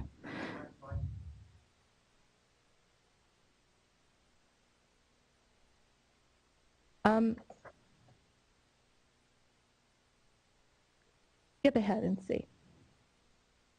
Yes, this is, no, so this is the right side. Thank you. So we had project managers, the scientists and engineers who oversaw the technical cleanup being put in charge of money collection. To address that issue, we created administrative project managers to lead our cost recovery efforts. We have solved many of those historical challenges. However, there are ongoing difficulties we deal with daily: the time, expense, and complexity of recovering costs. To determine who should pay, I think, next slide. To determine who should pay for cleanup, we need to uncover who are the responsible parties. We investigate if anyone sent hazardous materials to a site for treatment, storage, or disposal. We look at who owns and who once owned the property. Also, we look at current past operators on the land and if they had insurance policies. Sometimes it's easy, but sometimes it's not. For those bringing in materials, we have to establish a connection between an individual and the waste. For past owners and operators, we must document that a release of a hazardous substance did indeed occur during the time they were associated with the site. Companies can have complex ownership structures, sometimes with a host of subsidiaries, divisions, joint ventures, and shareholdings. Piercing through each layer takes time and effort. Part of determining a responsible party also involves the complex process of determining if those responsible for the costs have the means to pay. Here we run into a litany of issues, including bankruptcy, determining if an insurance policy might be in force, or even filing a claim against an estate if responsible party has passed away. All these steps take time, multidisciplinary staff, and money. A couple of specific examples will help drive home this point. A site called Technichem in Emeryville that recycled solvents for many small drying cleaners from '87 to 2013. DTSC had to pull about 25,000 manifests to determine who sent waste to the site and how much. The AG's office in 2012 filed a lawsuit in federal court, and this case is still ongoing. Statute of limitations is another ongoing challenge. DTSC had to collect its costs within certain time frames. The clock starts ticking based upon the time and type of actions taken on each individual site.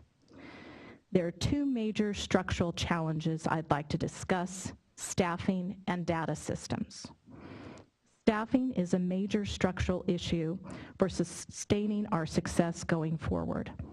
As mentioned earlier, DTSC received 14 limited-term analysts and attorney positions to address the backlog in unrecovered response costs and to sustain the systems built to adequately address cost recovery going forward. These positions will expire in June 2016. A second major structural issue involves DTSC's archaic and unsupported billing system, and I'll discuss that when I cover the audit report. Next slide. As I noted, the state auditor also investigated our cost recovery system, and on August 7th, 2014, released its report. The audit included another year of data, increasing our total uncollected amount to $194 million at 1,661 sites. The breakdown of the $194 million and current backlog resolution status is depicted on this pie chart on your screen. Since the audit was released, we have made substantial progress on our backlog. We have reduced the number of sites to 778, a 53% reduction. So I'll break these numbers down for you to explain the many avenues we are taking to eliminate the backlog of unresolved response costs. So let's start with that baseline, the $194 million reported in the audit. That figure represents both dollars owed as well as data error. We have different solutions for either scenario.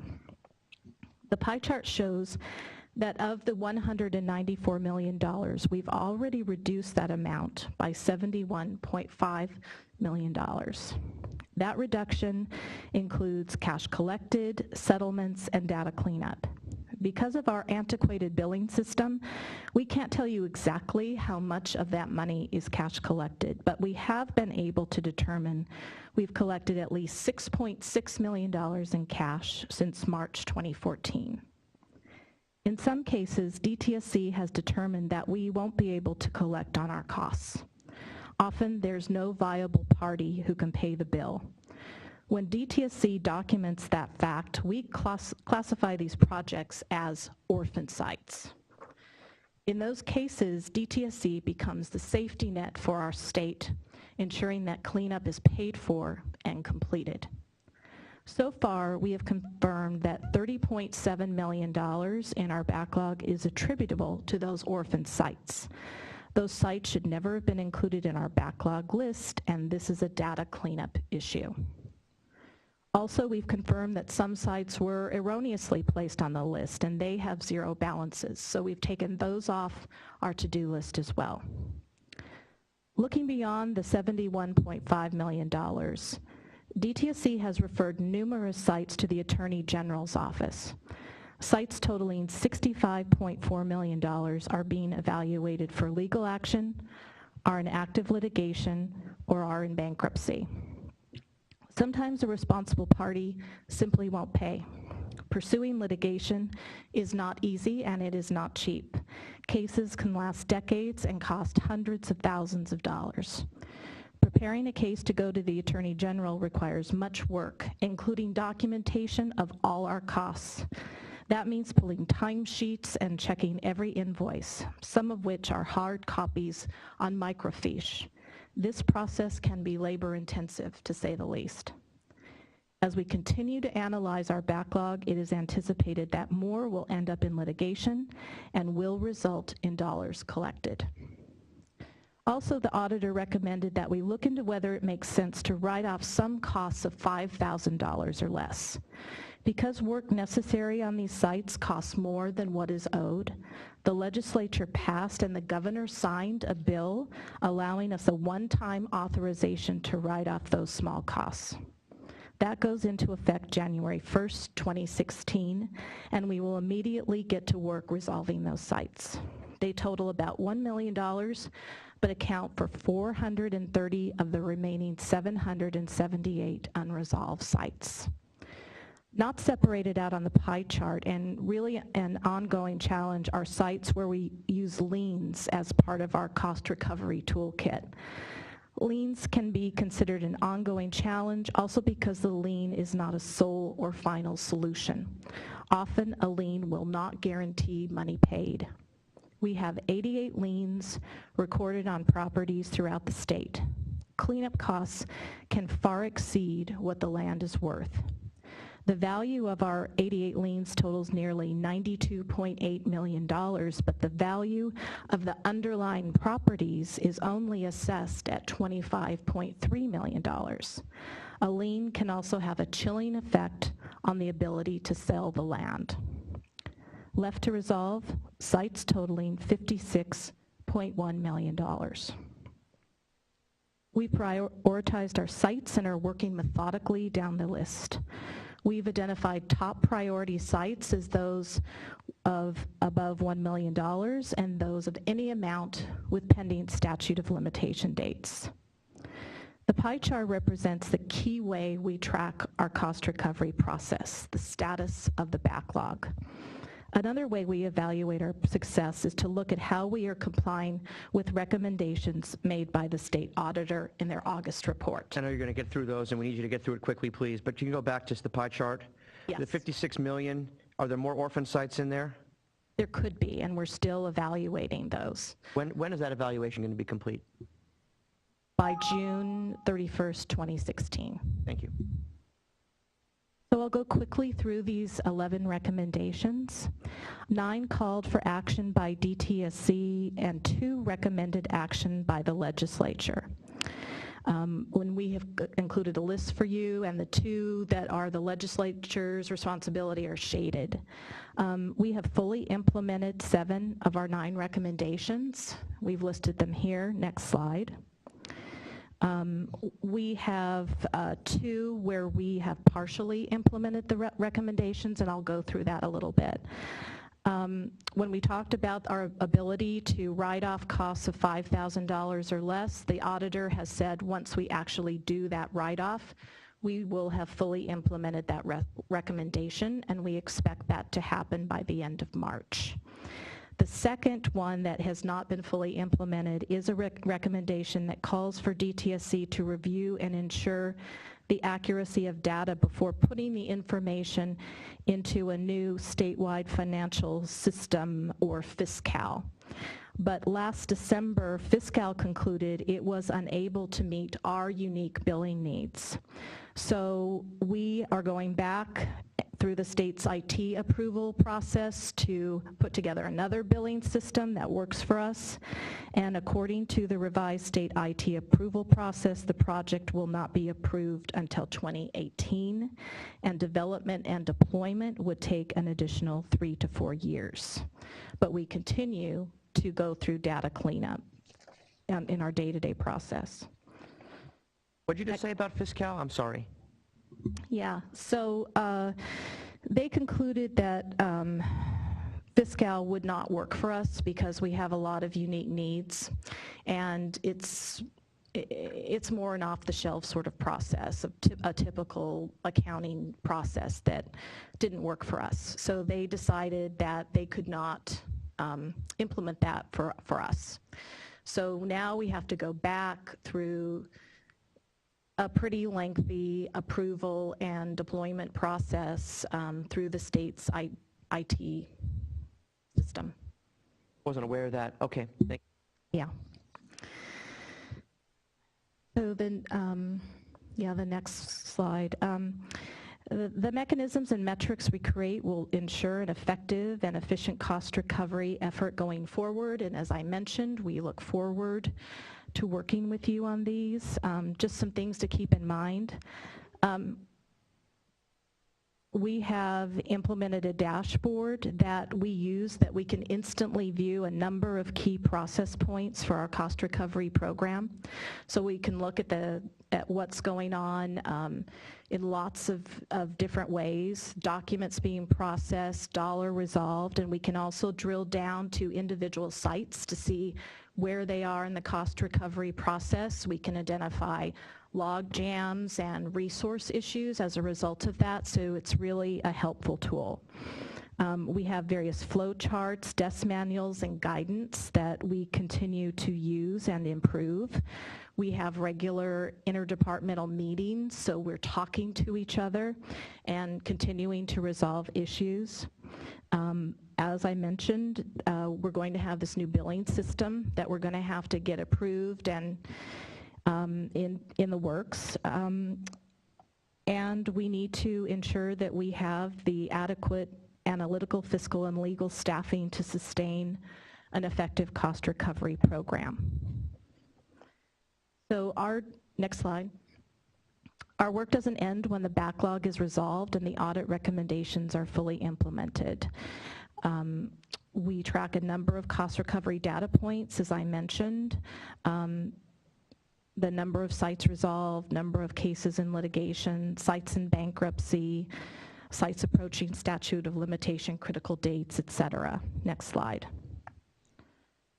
So when we're talking about once the backlog is resolved and we have a new normal in a cost recovery process, we do look forward to working with you on some of those metrics.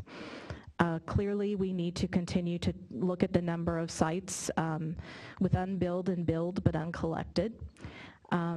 Targeted times for administrative processes, decisions, and actions, including those with no viable cost recovery options for us. Delay in decision making here is a major reason for the cost recovery backlog. need to evaluate and look at our statute of limitations tracking.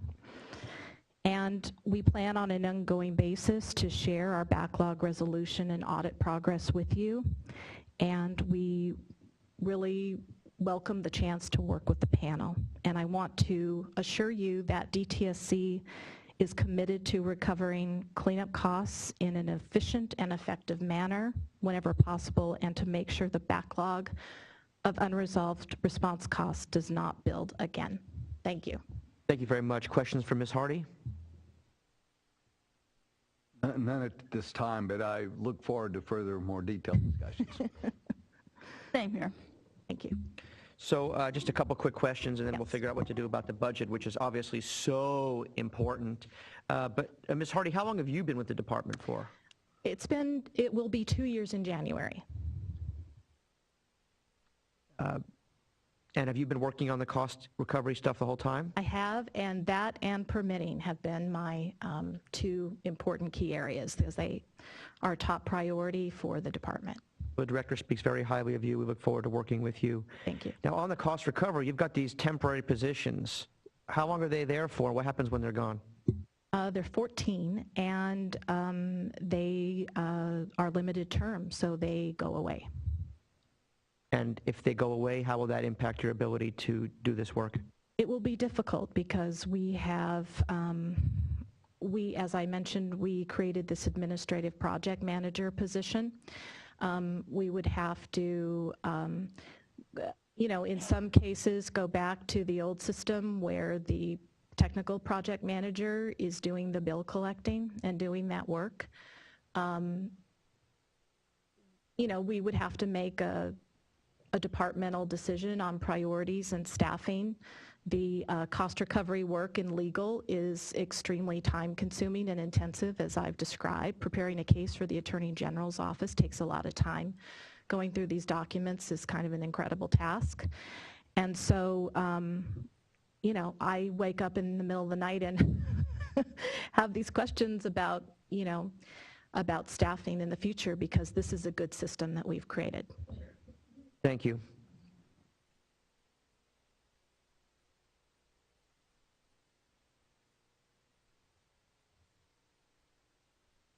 And I know that you've got some work plans in place, and you've got some tracking mechanisms. So we are going to want to see in writing some of the most recent stuff. The outstanding money owed, that's mostly sort of in old enforcement cases or old cleanup cases. This isn't money that is currently due from sites that are currently in the permitting process or currently in site mitigation, right? These are all cleanup cases, so... Old cleanup cases? Mostly, yeah. Would you like to respond? So there's always a time between when you issue the bill and when you receive the money. Beyond that, the department, as Ms. Hardy pointed out, engages in cleanup activities based on the risk posed by the site. And it isn't always possible to do a thorough evaluation of who the responsible parties are and whether they're able to pay for the cleanup before we have to initiate at least stabilization activities. And so there will always, going forward, be sites where we are trying to recover costs from some as yet unknown number of parties. The challenge ahead of us is to figure out what is a reasonable amount of time to take in figuring out who those responsible parties are and trying to recover the costs from them. Because obviously, observing the site and putting the shovel in the ground doesn't immediately result in funds paid, even if we issued a bill right away. The question, and I didn't phrase it well, is we don't have a big backlog for folks that want permits from us or want voluntary cleanups, right? So again, this is not a permitting issue. This is entirely site mitigation. Voluntary cleanups, we enter into contracts with developers or others who wish to enter into voluntary cleanup agreements prior to the work being done, and we do recover our oversight costs for those as we go forward. This is largely an issue of department-initiated cleanups where there may or may not be a responsible party from whom we can recover those cleanup costs. Thank you. Any other questions on this cost recovery piece, panelists? Okay, so we're right around 1 o'clock. We have this very important piece, which is the budget overview. We're not going to get to it today, even though it's probably perhaps the most important thing we're going to hear about. But maybe that's good. Maybe that merits its own discussion, perhaps in January. I know, panelist Vizier, you had some thoughts on how to handle the budget and what might be the right timing to do that.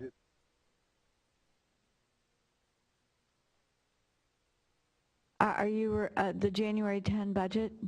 The governor's proposed budget will be out by January 10th. Certainly, I would be happy to go over the budget at that time. So that may make sense. Why don't we plan on a detailed presentation, drilling down a little bit just on the budget. Obviously, you already have, 15 slides or so on that to give you a good head start, but we'll plan working with your staff for January, how we drill down on that very important topic, recognizing that it is budgets are priorities, and we're here to help you with your priorities, right? Absolutely, yes. So does that make sense, panelists? Yes, it does, and I think we have kind of scraped a little bit on that, on the budgetary requirements when we've talked about the different parts of this presentation. And of course, we also have the Safer Consumer Products, which we'll also hear about at that time. It's not one of the itemized items in our legislation, but nonetheless, it is one of the programs that we know are important to the department and stakeholders. And you'll note that the set of slides that we provided to you, and we will post all of these on our website so that the members of the public can see as well. Those slides do include a discussion of site mitigation, the site remediation account, orphan cleanups, and some of the stresses on that account. Which is an absolutely critical piece, and I know that the legislature has to really be clearly explained what's going on there. We want to help you do that. Okay, we're going to end at 1 o'clock, but we have one last comment from Ms. Mejia. If you're still here, you already have commented on this topic, so I'll give you 3 minutes. We'll give you 3 minutes to talk only about cost recovery, which is the last piece that you did not have an opportunity to comment on. So welcome. You have 3 minutes, and then we'll adjourn.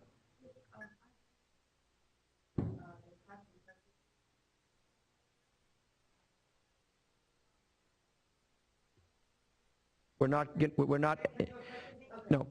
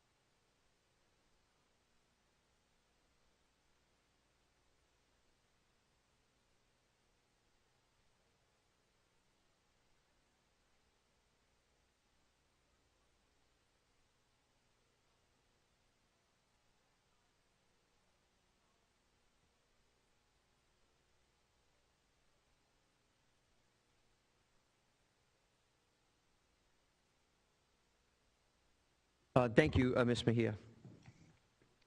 Colleagues. Move to adjourn. Okay.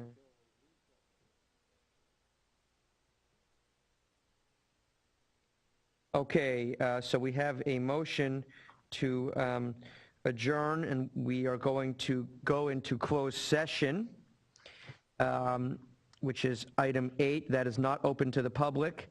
The IRP will meet in closed session for discussion and possible action on personnel matters consistent with Government Code Section 11126A1, and then we will reconvene and report out of that closed session in this room at 4:45. Is that correct, Mr. Markson? So that's your motion? Yes. Is there a second? Second. Okay, any objection to that? Well, I guess we'll take roll call votes now. All in favor? Aye. And I will adjourn, and the motion passes. We've decided to adjourn, go into closed session, and reconvene at 4:45. Thank you. Session consistent with Government 1126.3 and 11125.2. And our closed session report is that we have made a conditional decision to hire a candidate for the clerical position, subject to a review of references by panel member Vizier.